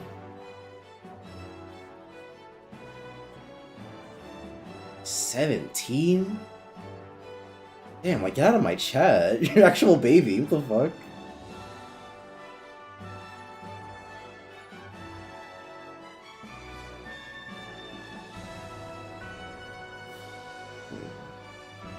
You don't even remember that it's here. It literally says the words, "It's a locked door."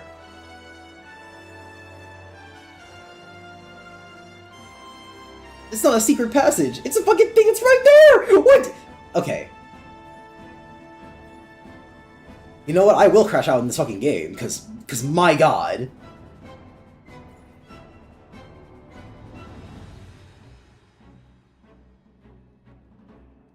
When I get my hands on the fucking brainlet that designed it. Why would you make me walk up to a vent to go, this vent might be useful. Let's keep this in mind for later.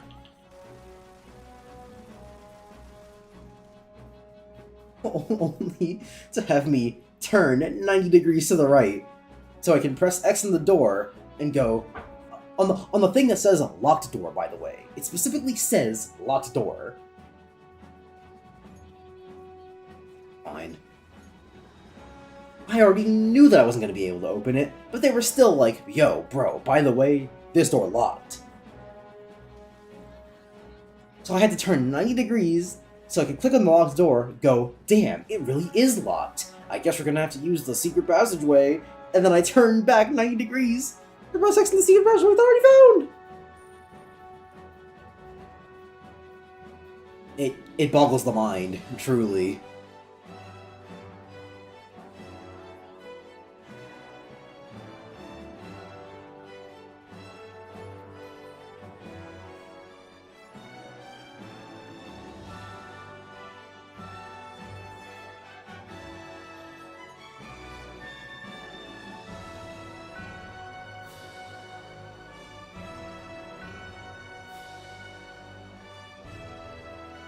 Like, I do not want to downplay game developers at all, because, like, you know, that's their job and shit. But fuck me, it can't be this easy to make a game that's so unbelievably annoying and does not care about your time in the slightest. And to have people fucking love it. Buying it in droves. The most popular game you've ever made.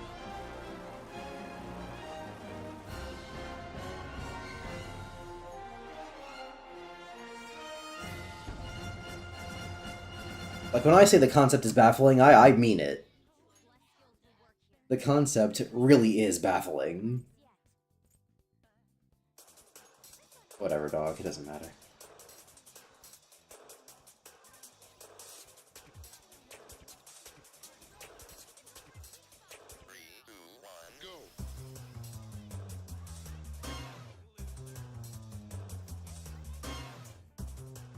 MF, I was joking. I'm 21. What was the joke? That you lied?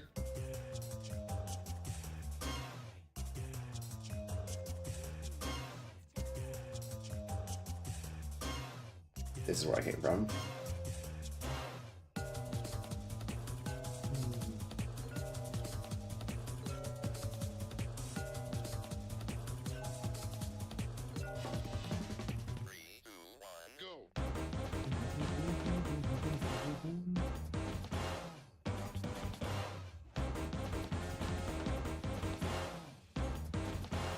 Thanks, Ryuji.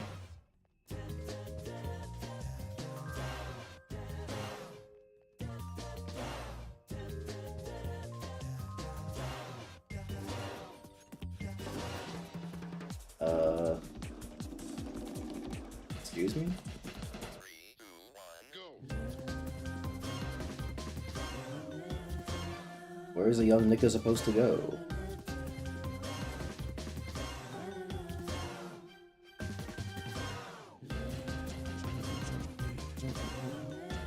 I guess they were right, it really was a maze. It came from up there. Oh, hey you.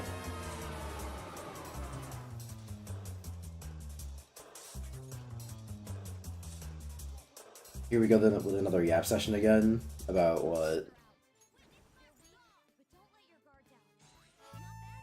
What, the game design thing? I don't give a fuck what anyone says. I'm right about this game. Everyone who likes it is wrong and stupid. And I hate them personally. as a human.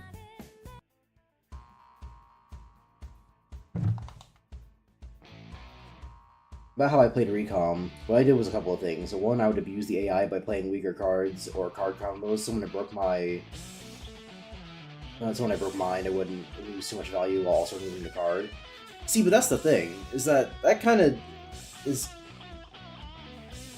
To put it lightly, that's kind of a shitty way to play, because you're gonna have to... It's just taking up space in your deck. So instead of playing weak cards that aren't helpful, it's better to just use a bunch of weak cards in a slight. Even if it isn't a named slight, like, you know, Sonic Blade.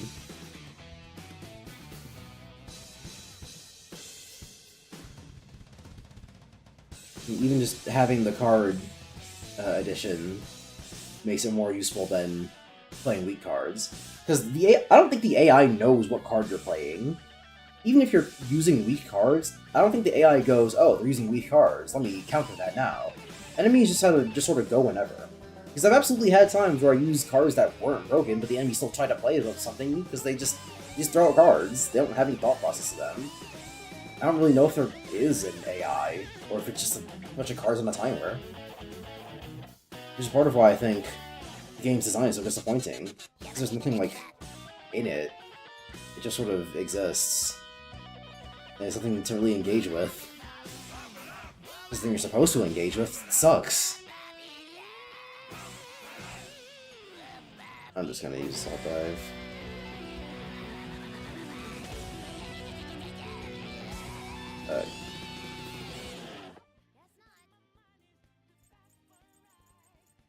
Here comes that motherfucking Vorpal Blade. Actually, wait a minute. Where's the other guy? That's minuscule, though. Never mind. Here comes that motherfucking Vorpal Blade. Alright. Also, where I come from, we call that Judgment Cut End. You stupid motherfucker! Only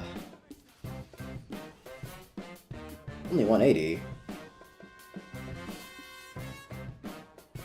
You couldn't even kill him, you idiot. Idiot. Loser motherfucker.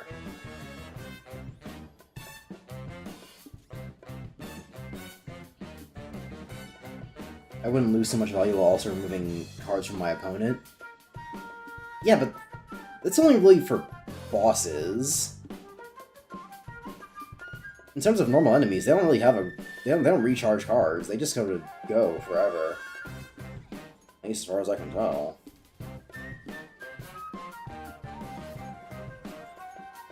Yeah, let me just get technical damage. Never mind, there is no technical damage.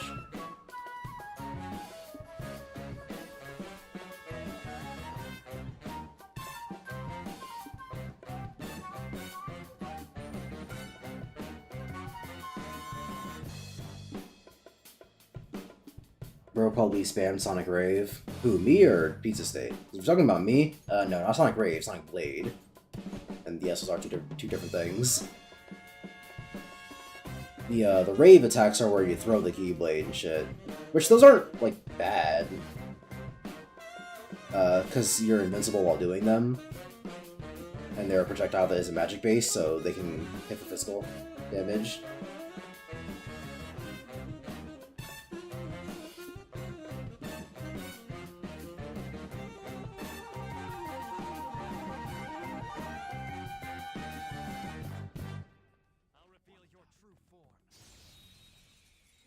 But the Rave attacks aren't the ones you really want to go for. In Chain of Memories, it's definitely Sonic Blade.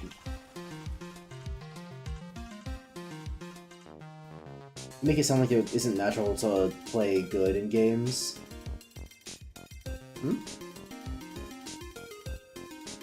Also, I'm talking about on character bosses, referencing since everything else sucks. Okay, well, at least you know.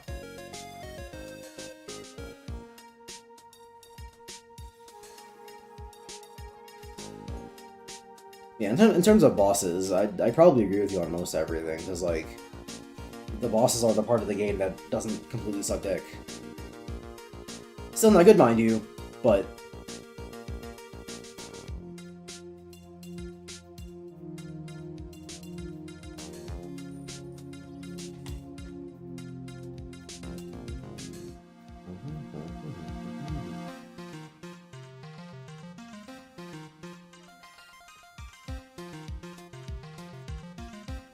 God, when does this fucking maze end?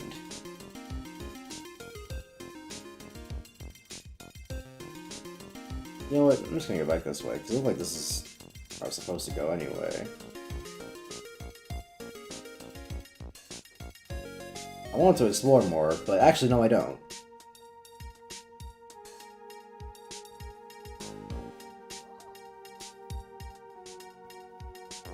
Talking about Riri with Play Good Games. What did he say? Wait. Did YouTube cut out that message? No, I have it on all chat. Huh. Weird. Maybe it'll show up in the OBS one?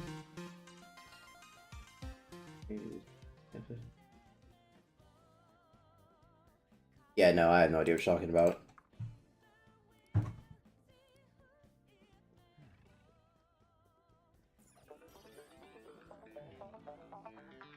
We just heard Twister.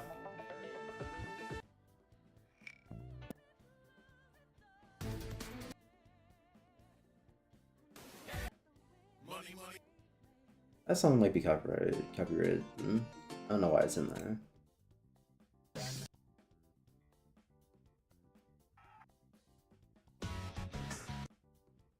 And we actually probably could have listened to Stardust Speedway.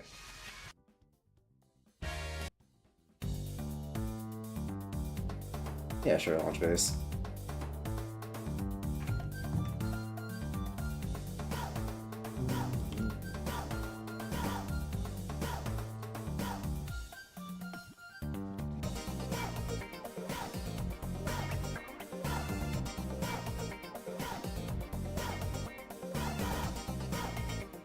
A message after Riri's was a response to his message. I go, oh, okay, no, I see what you mean now. So, he's saying, like, oh, I probably spammed Sonic Rave, but that makes it sound like it isn't natural to just use the good move. Yeah, okay, I see what you mean. Like, yeah, honestly, that's what I was saying too. It was like, yeah, so what? I use Sonic Blade all the time. The game let me do that. That ain't my fault. It's the game's.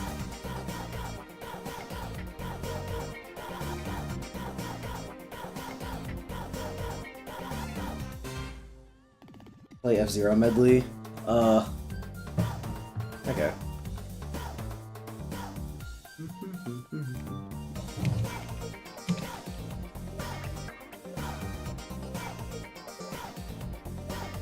Did I spell it wrong? Do I need the hyphen? Yeah, there it goes.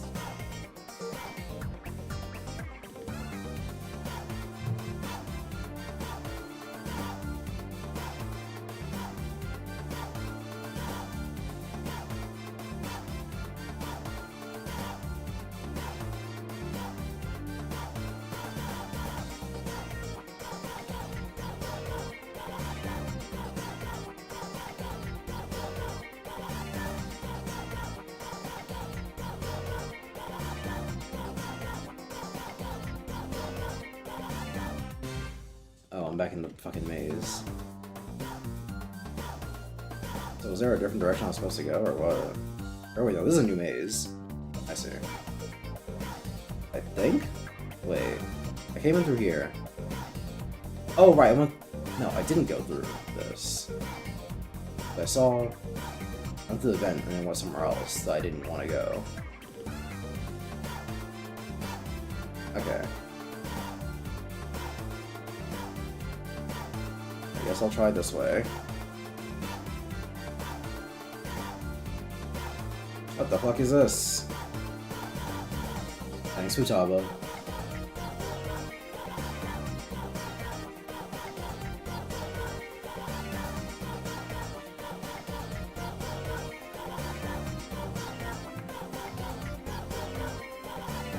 God, always with this motherfucking asshole. But I can't get a knockdown on because he has no weaknesses, I just gotta spend my time with fucking crits.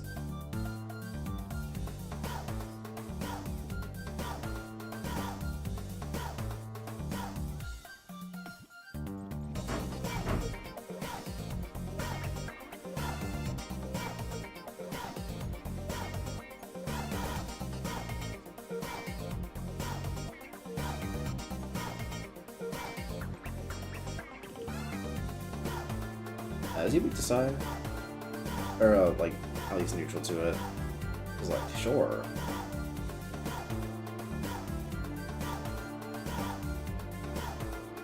God fucking damn it, the one time I didn't check.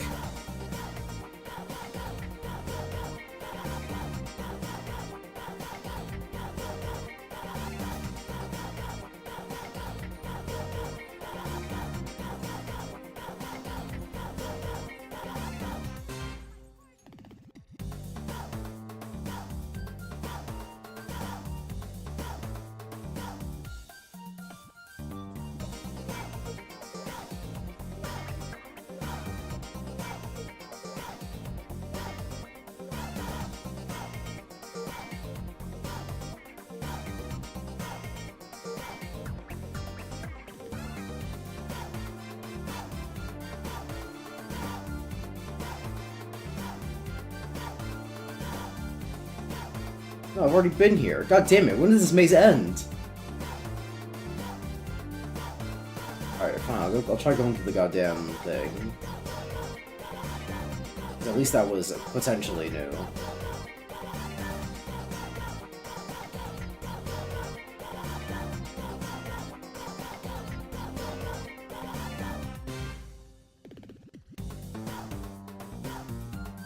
Fucking come on!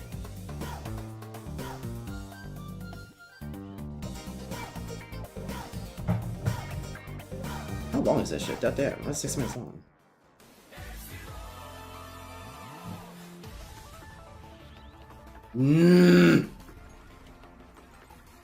Swear to fucking god if this is how Joker dies, I'm gonna lose my shit.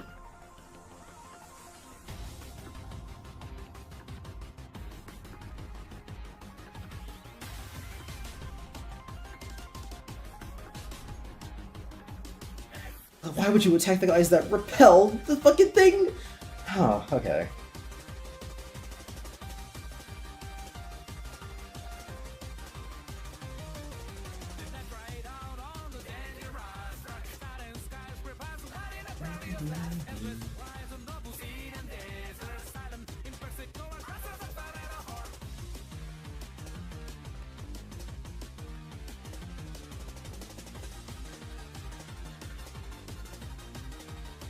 Do not increase attack. I mean, I guess defense also increase, so it's not a huge thing, but fucking Christ, dude!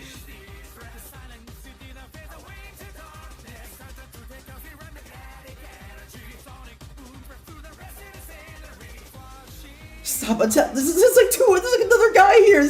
Oh my god! Actual useless bitch.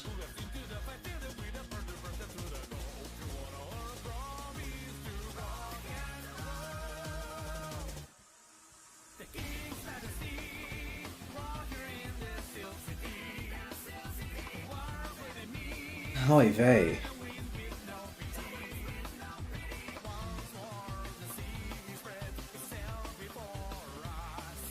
Anyway, where the hell am I? Came out of there. So now what?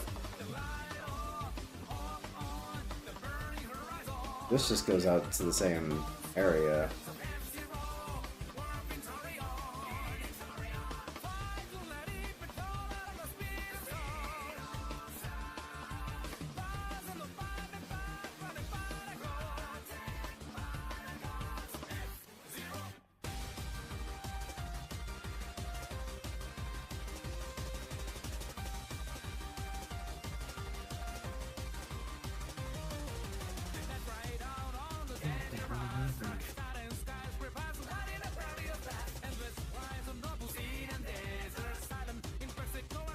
Just wind and ice to not use. Okay.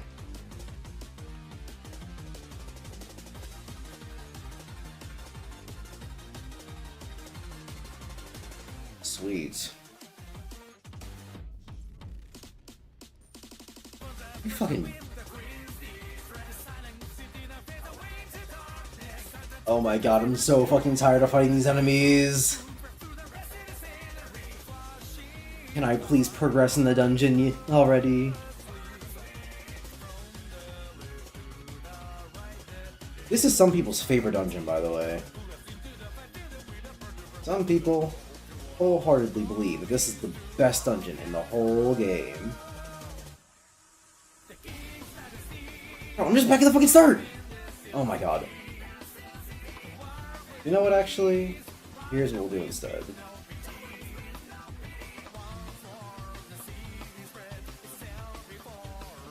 Yeah, fuck all that.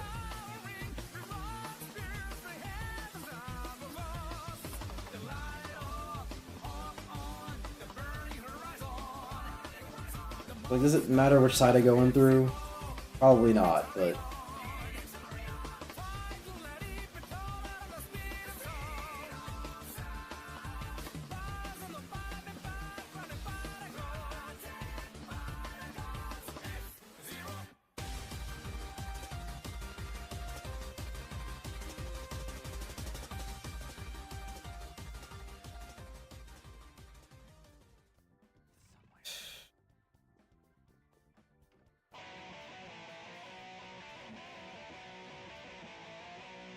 Is there an event somewhere up here that I missed? Oh yeah, there is.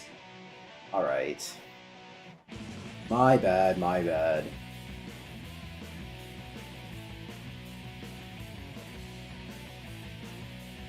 Although, I will say... Yeah, fuck you. I do accept that that was my fault for not looking. But...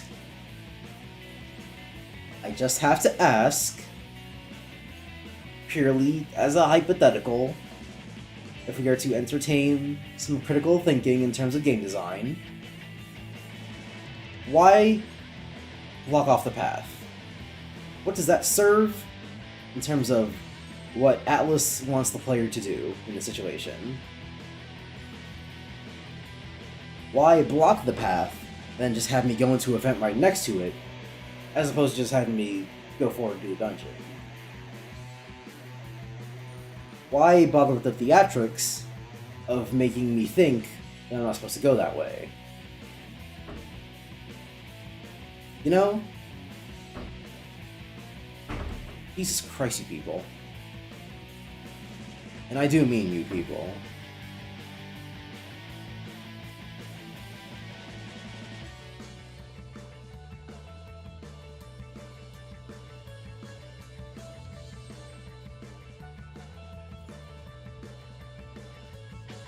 Yeah, like I said, definitely should have looked.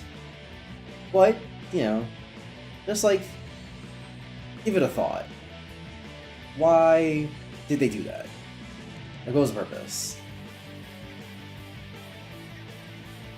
Do it for me.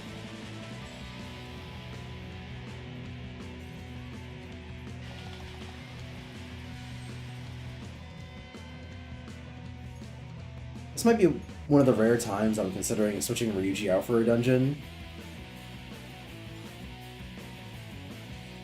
No, I can't switch for... Well, I don't know, I can't, but I don't think I should skip or switch for Ryuji out, because he's the only guy I can use, aside from Joker, on the fucking flying guys with the thing in their mouths. And it would just be like, yeah, we'll use Joker. But evidently, given how that last fight with them went, it's probably a good idea to have multiple on the team who can deal with that scenario.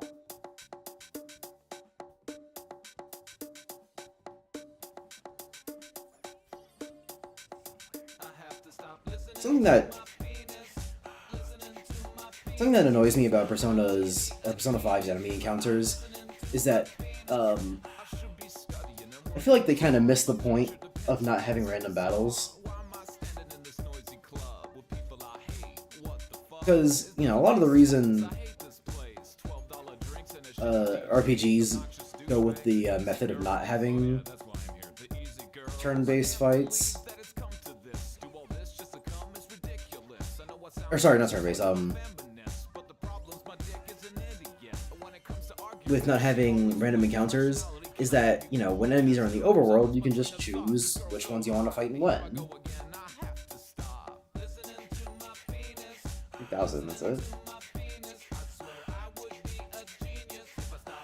And so you don't have to, you know, constantly walk about the world worried, wasting time with battles that you didn't want to get into.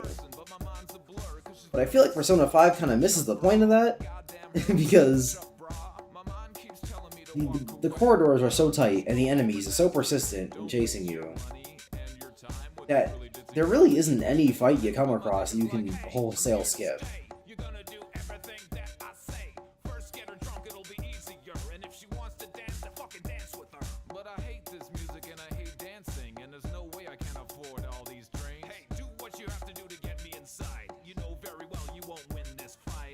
Like, what was the point of all this?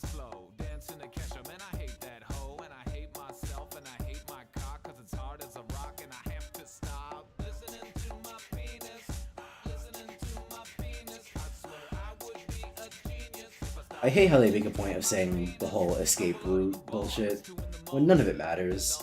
There's no escape route. When I come back to this palace for the boss fight, I go to the safe room closest to the boss fight, I click teleport to that safe room, I do the boss fight, and I automatically get kicked out of the dungeon. Calling it a safe room is misleading. Makes it sound as if once you're done with the boss fight, you'll have to escape the dungeon, and you want to have a clear escape route for yourself so you don't take too long. That's just never the case. That doesn't happen. This game sets up an expectation for a thing that it will never, ever come through on. And that annoys me, just a little bit. I wonder if there's a balance difference between Recom and Com, because I never really had more issues with character bosses. I'm assuming your issues with combat apply to character bosses. I mean, not really. Like I said, the bosses are the best part, because a lot of the shit that I talked about before doesn't really apply to them. Because you can interrupt their cards, and they're not going to instantly pull something else to interrupt you, because there aren't like 15 different enemies on the floor, it's just the one of them. So no, a lot of the things I talked about don't really apply to the bosses. I'm pretty sure I said that, but maybe I didn't. The problem with the bosses is just that they're not good. Like, the problem with the bosses in Chain of Memories it has nothing to do with the card system, just that they're annoying to fight. Particularly Jafar and Gilbert Gottfried, because you have to use a bunch of attacks that will actually hit the bird in the air, and you have to fucking fuck with Jafar the whole time. Ursula, because Ursula, she just moves too much. I'm forgetting a lot of the other ones, but like I said, Captain Hook is like the only good one, as far as I remember. The others might have just been, and like I said, I said the organization fights are like fine, you know. There's nothing wrong with them. It's the Disney bosses that suck. Minus Captain Hook. But the first part of your sentence absolutely is true. There's definitely a balance difference between Com and Recom, just not the one it has nothing to do with the one I talked about. Because the slights in Recom are really, really good. There are some that are better in regular Chain of Memories.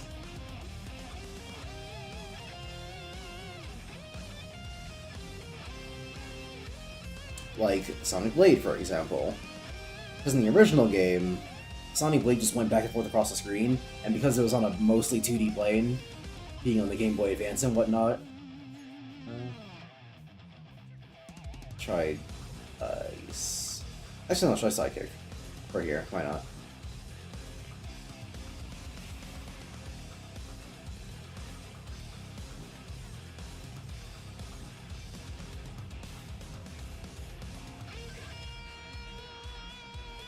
But things like Lethal Frame, for example, in Recom, that wasn't in the original game, and Lethal Frame turns out really good.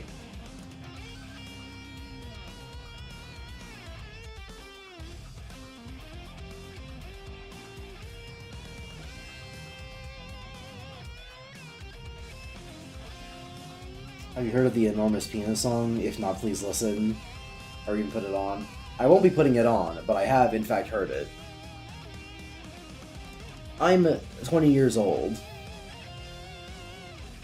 That is... I'm 20 years old and have grown up with the internet. I promise you, I do know these things.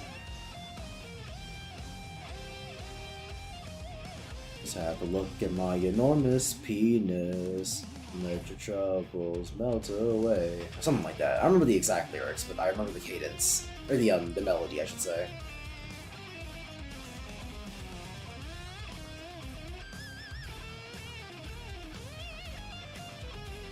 I probably heard it in an SMG4 bit, if I had to guess. Not resistant to fire, right? No.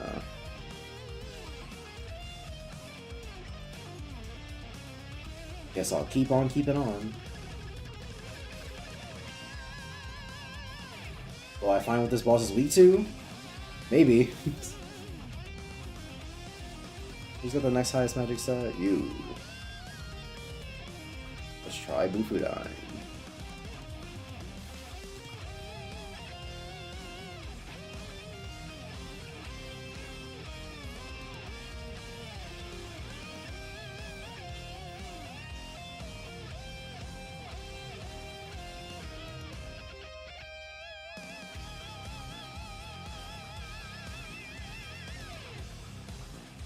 I think we kill this turn.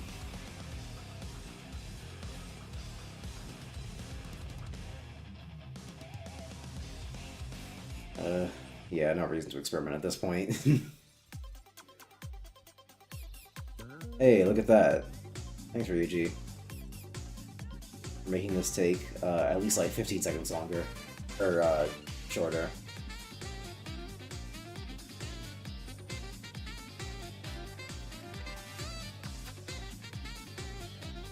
EXP for everyone. Severe to 1. Swift Strike is actually pretty useful still.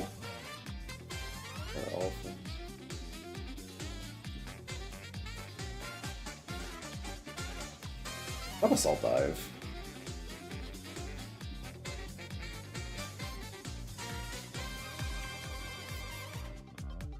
Thoughts on Gravity Falls? A really good show. Sometimes I forget it only has 2 seasons, because it feels like that show was around forever. Which, granted, they might just be 2 really long seasons, because this was the age of TV before all shows were like 8 episodes long.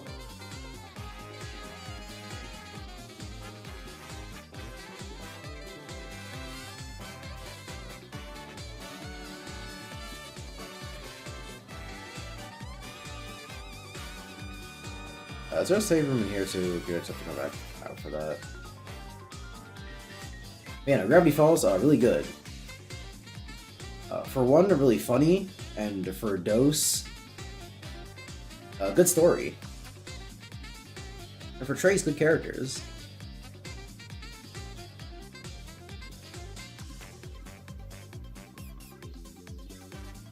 And for Tessera,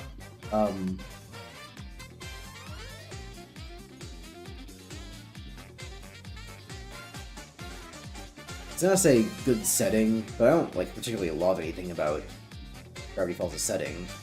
It's more that's more like story stuff.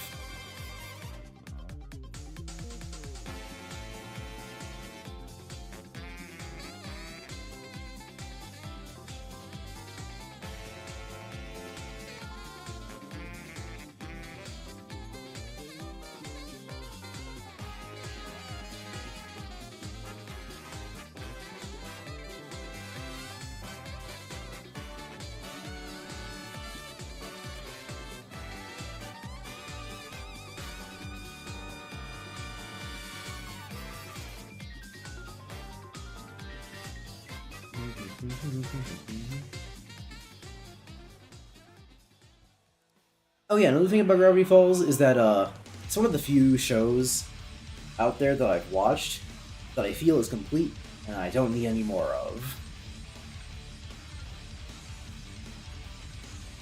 Which, like, I would attribute to its small scope. And I guess, you know, include that in the setting. That Gravity Falls is a small place.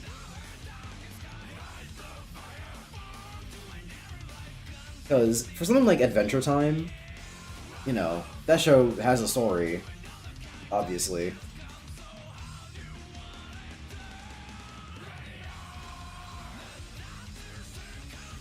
But, you know, beyond the ending of that show, I want more of it.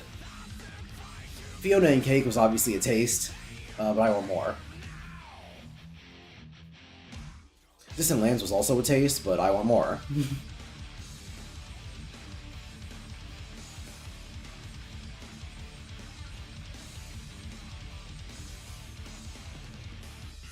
Because Adventure Time set up a lot of characters, stories, and settings that I just want, and just like a general world building stuff that like kind of it's calls for infinite potential. There is an infinite amount of Adventure Time content to be made, and thus I want more. Whereas with Gravity Falls, I feel like Gravity Falls did everything it needed to do. Would I like more of it? Obviously, yeah. You know, good show's a good show.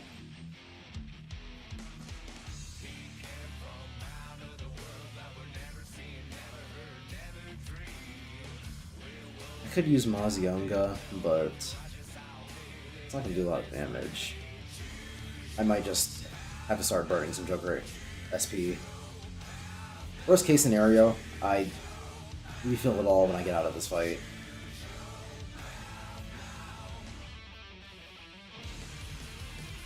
Or no, I guess the worst case scenario is I run out during this fight. Then I have to refill it. But I will likely just have to refill it after the fight's over. So, I don't mind. But yeah, so I would like more Gravity Falls, obviously, you know. A good show's a good show. And if the Book of Vil is anything to go off of, they've clearly still got it in them.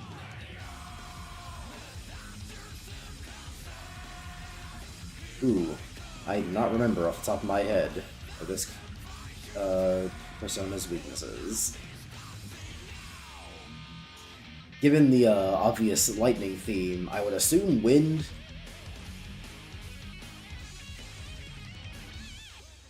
I can't quite guarantee that. Yeah.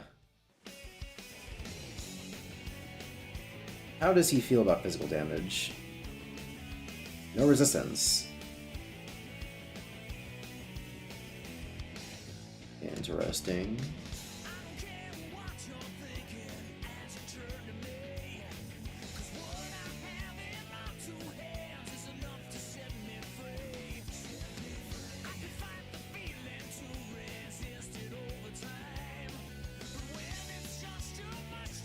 I think I'll heal myself.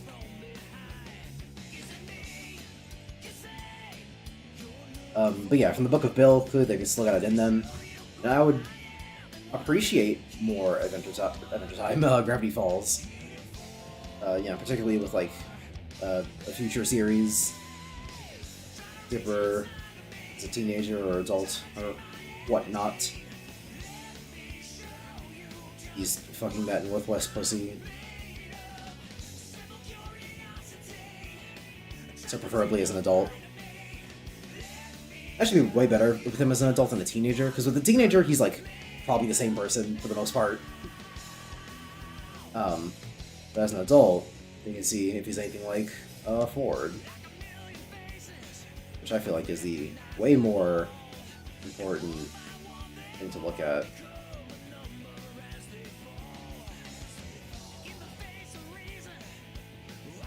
And the way more interesting thing to look at.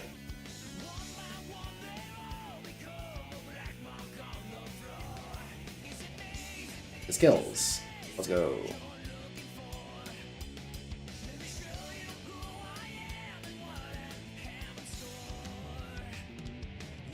But I don't need any of that.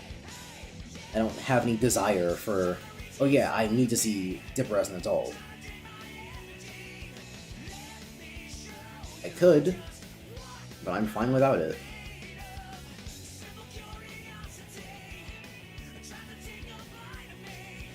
God, it's kind of hard being a Cartoon Network / Adult Swim fan. They be asking my favorite shows left and right, or just souring like milk. Not to mention that I'm 50% sure it might be dead. I don't think it'll be dead.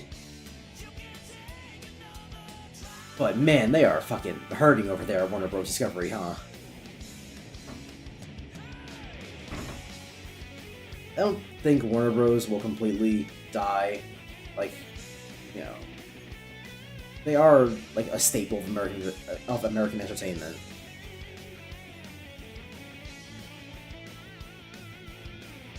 So I don't think it's completely over for them, but man, they gotta start making some different decisions and fast.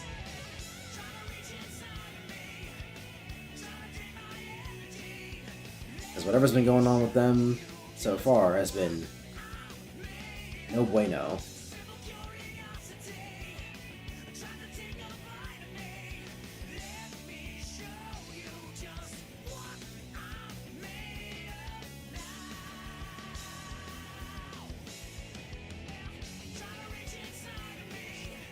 But yeah, it does suck being a Warner Bros. Fan in the nowadays. Because I am also a Warner Bros. Fan, and I hate that so much has been getting canceled and whatnot. I was completely fine with watching a Batgirl movie, and they fucking scrapped it. I really want to see Coyote vs. Acme. Why did you play a cutscene of us going up to the thing to give the fucking coins, the chips, just to have me exit the cutscene and then do it again? Why didn't you just do it in the cutscene? This is the shit I'd be talking about, dog. This game be pissing me off.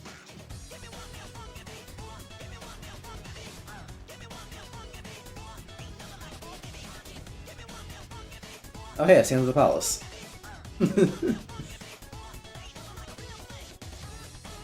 If I had a little bit more time today, I would probably just go and do it now.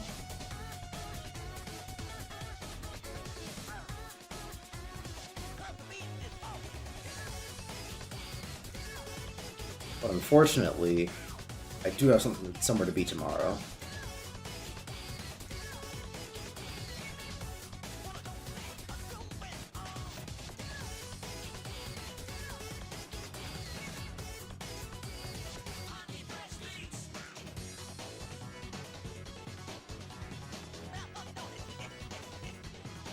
Close Enough did not deserve what it got.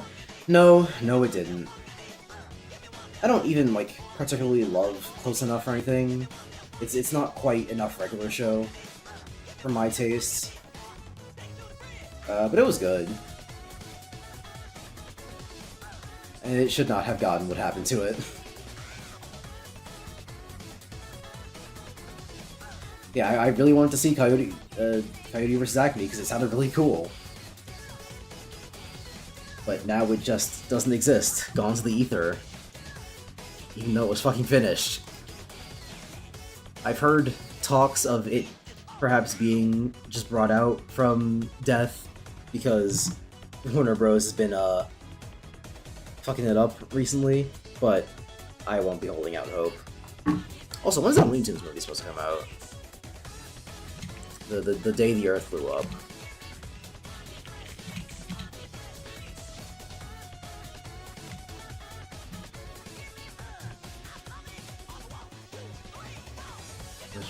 June? What the fuck?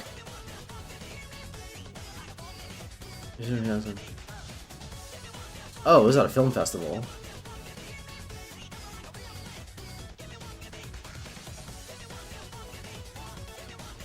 When's it gonna come out in theaters? Or in America at all?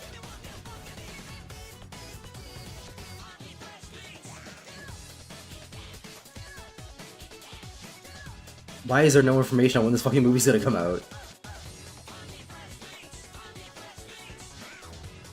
Every result for the release date is in reference to when it came out at a film festival.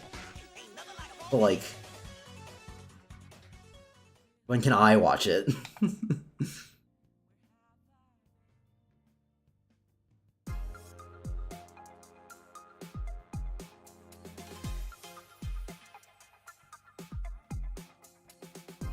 Ketchup Entertainment had acquired the North American distribution rights to the film. So why don't they fucking distribute it already?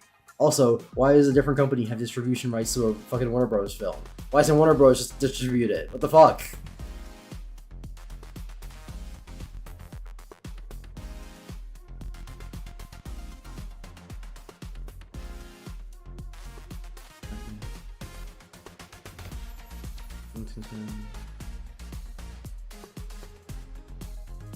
Shut up, when's it coming out?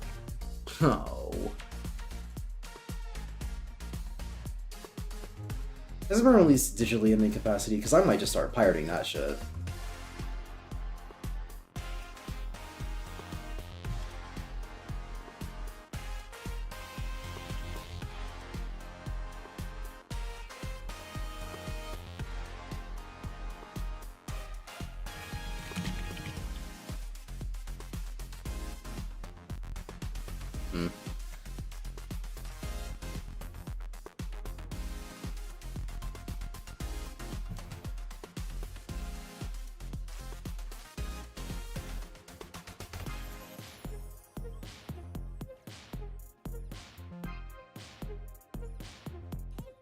I suppose there's no reason not to call Kawakami, but like, it's not like I need to.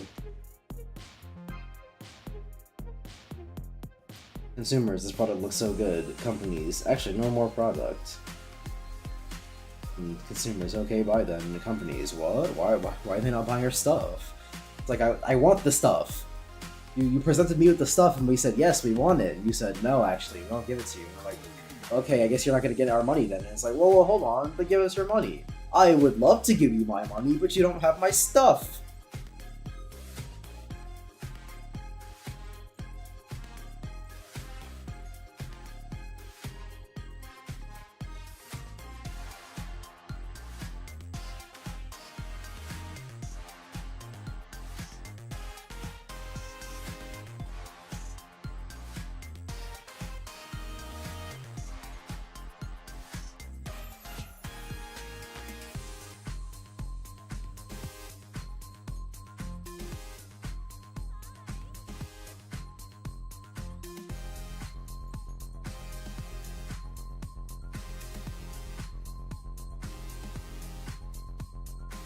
It's baffling, really. And like, you know, everyone knows that they do it because of the tax write-offs or whatnot. But like, stop. but like, what if you didn't do that?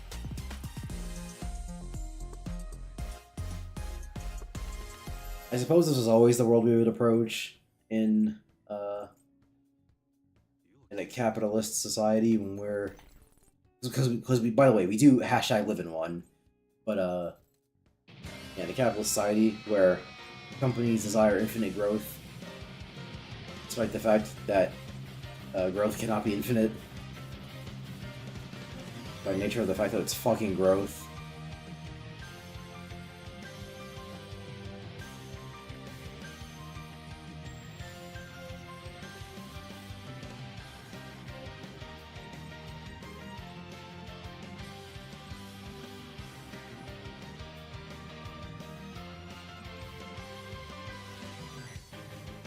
But it does suck.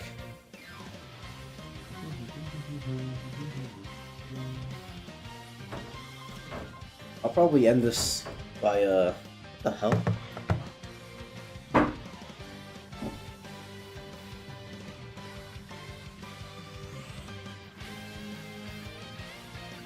Strange. Yeah, I'll probably end this by fusing a few personas here and there. Not that I think I particularly need to. I already have a lot of strong ones.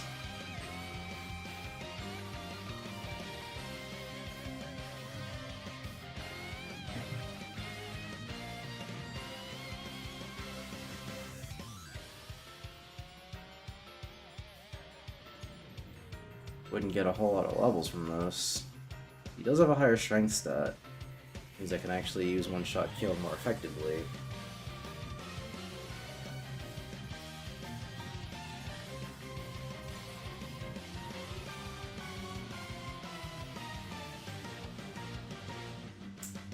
I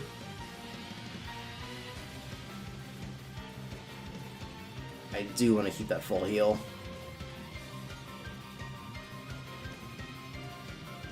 Because I don't have any other Joker personas that can heal, right? And that's...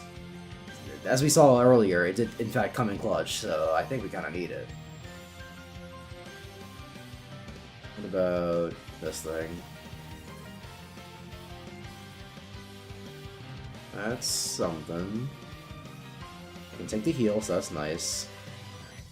Missing out on the Makoga's kind of annoying, but give him something to lose some. Pull down's nice. Yeah, fuck it. Triple down, full heal.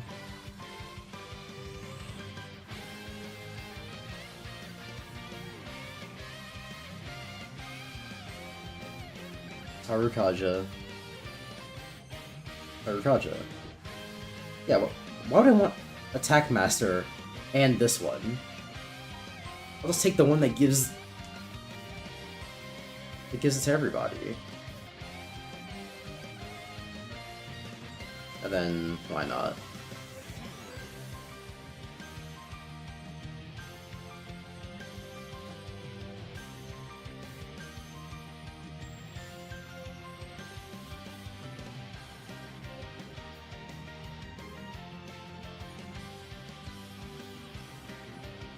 You fucking motherfucker. I hate this game.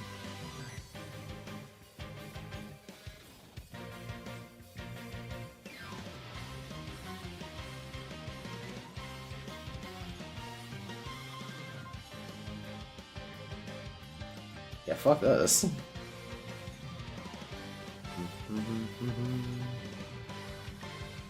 Do I even need Suiki anymore? I already have a maxed out Moon. Guess I'm pretty sure I do. The only one I don't have maxed out is Haru. Why do companies not know what basic supply and demand is in 2024? Companies be out here with negative amounts of movies and still be demanding money for subscriptions with PS5? Yeah. I think the simple matter is that supply and demand doesn't apply in the age where infinite growth is what we want.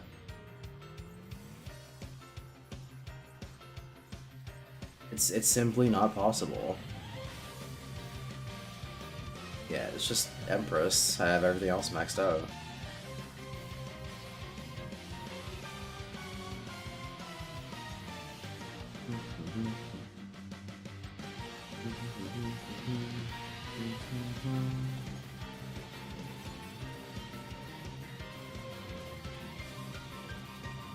Which personas are useless to me? Which ones can get the fuck out of my parties and never use them?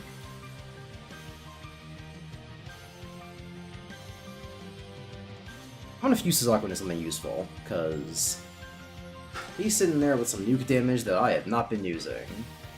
Yeah, fuck it. Yeah, fuck it. Take Mafre and Speedmaster and Temper Slash, why not?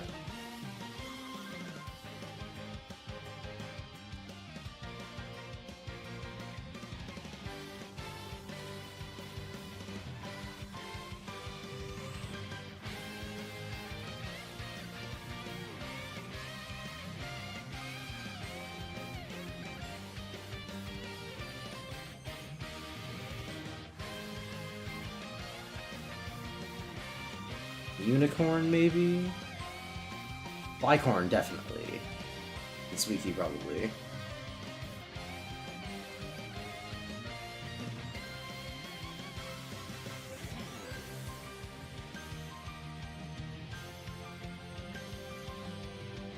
Fuck it. Light, Somicon, and Mazionga?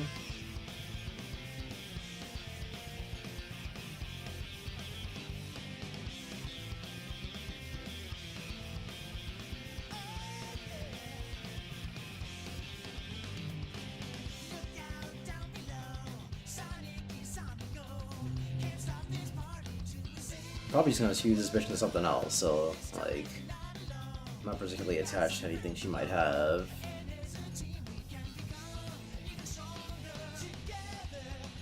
Ah, but I just made this one.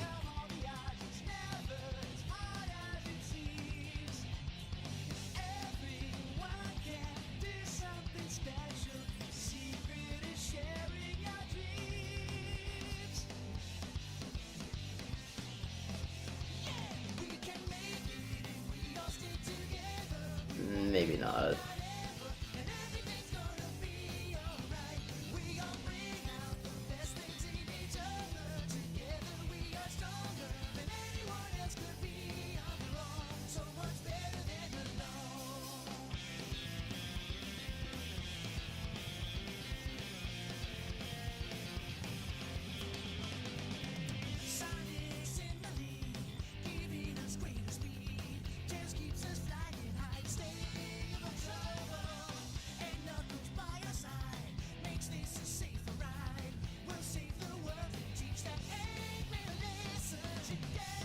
I think that's probably all the fuses I even kind of need to do for now. I honestly don't even really need to fuck with Fusion at all, because since this is New Game Plus,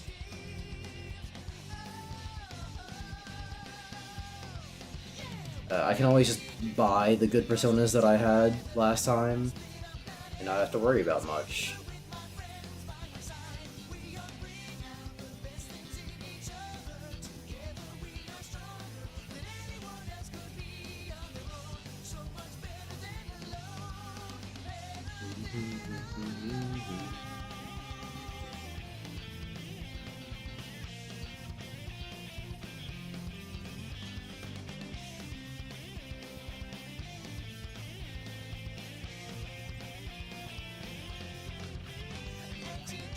I guess I'll make coffee.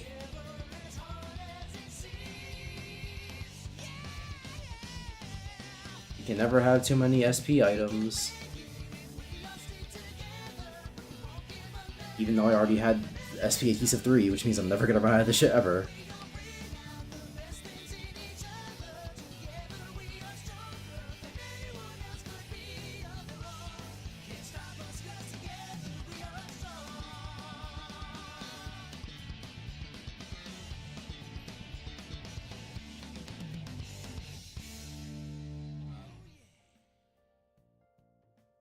Alright, it's getting to be about that time where I just get the fuck out of here. The next time, see, so this puts me in the difficult position of what the fuck do I even do next time.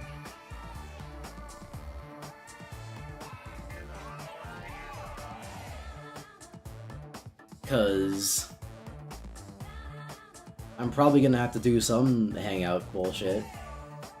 Because I still have to get Haru up.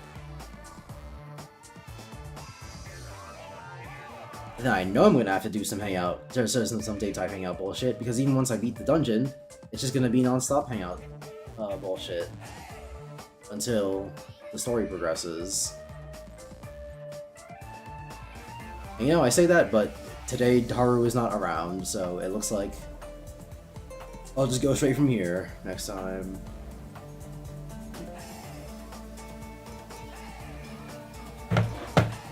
Alright then. Pretty straightforward.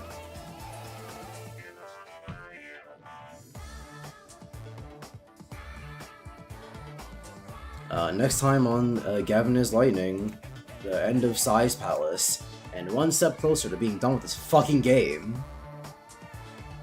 So I never have to play it again. At least a version of it, because I'll be playing Royal, but... you know. God, that would be my 4th time playing Persona 5. Why have I played this game so much if I hate it? A mystery no one can solve.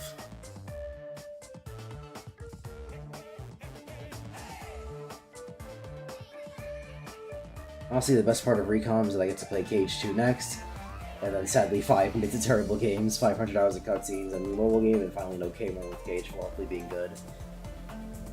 Fucking, I don't even know when the new mobile game is gonna come out. Because they showed that shit off in like 2021, and we still know like basically nothing about it. I think that they revealed it was going to be like a Pokemon Go type situation, in which case I'll be skipping it, not playing that fucking game. But hopefully that's tentative or misleading or anything better than what it is. But yeah, you are right for the next 5 games you play being mid to terrible. I think you get to play Kingdom Hearts 3. But before you get there, you gotta play 3. Well, gotta's a strong word, but you know, there's 358, which is mid. There's Recoded, which allegedly is good, but I have my doubts, so I'm gonna say mid. Or sorry, 358 is mid. Recoded's okay. Birth by Sleep sucks. Dream Drop is mid. I feel like there's one I'm missing. 0.2 is okay.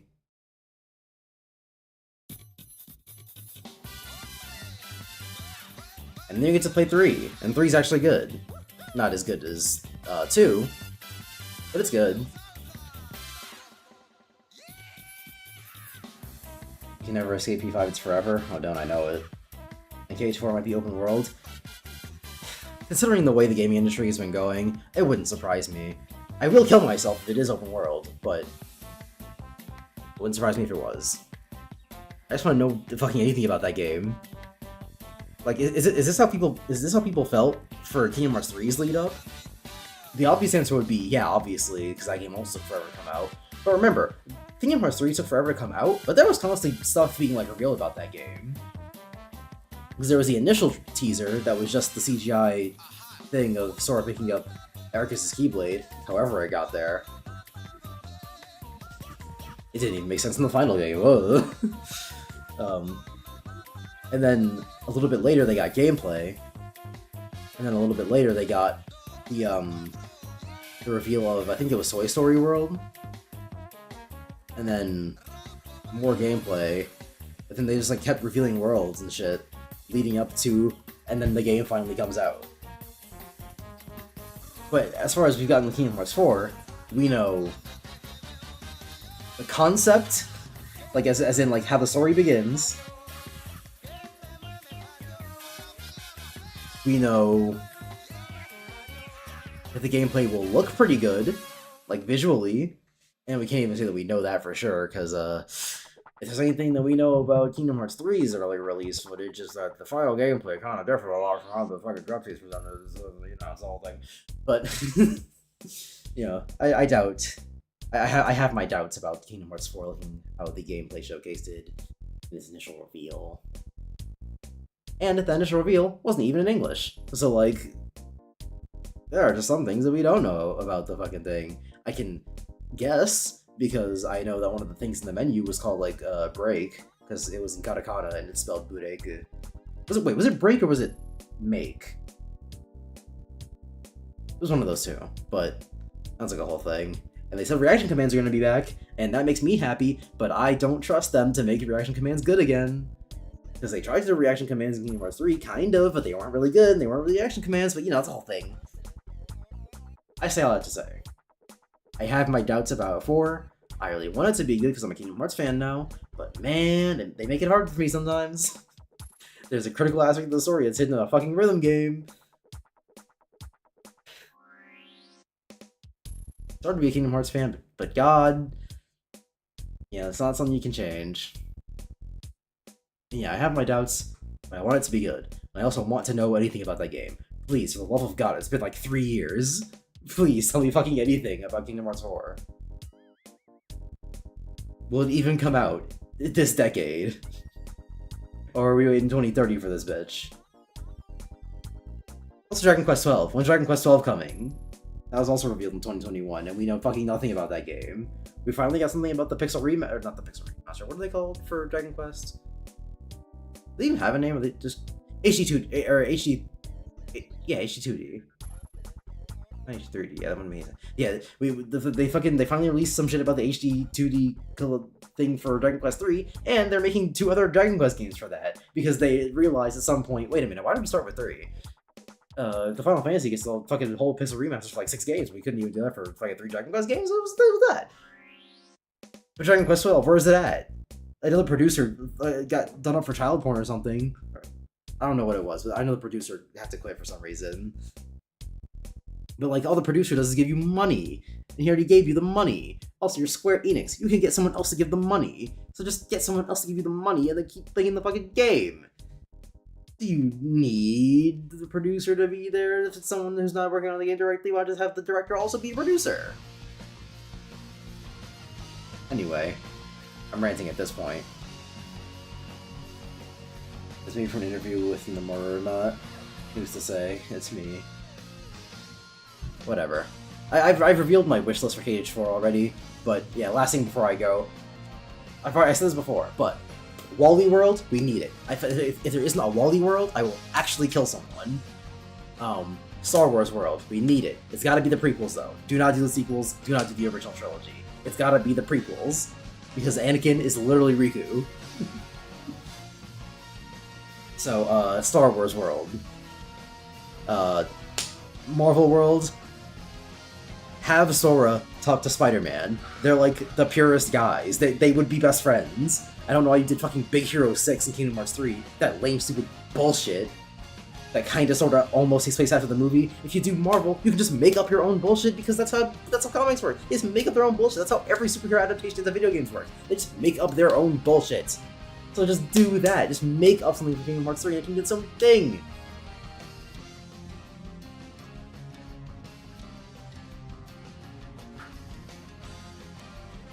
And that's it.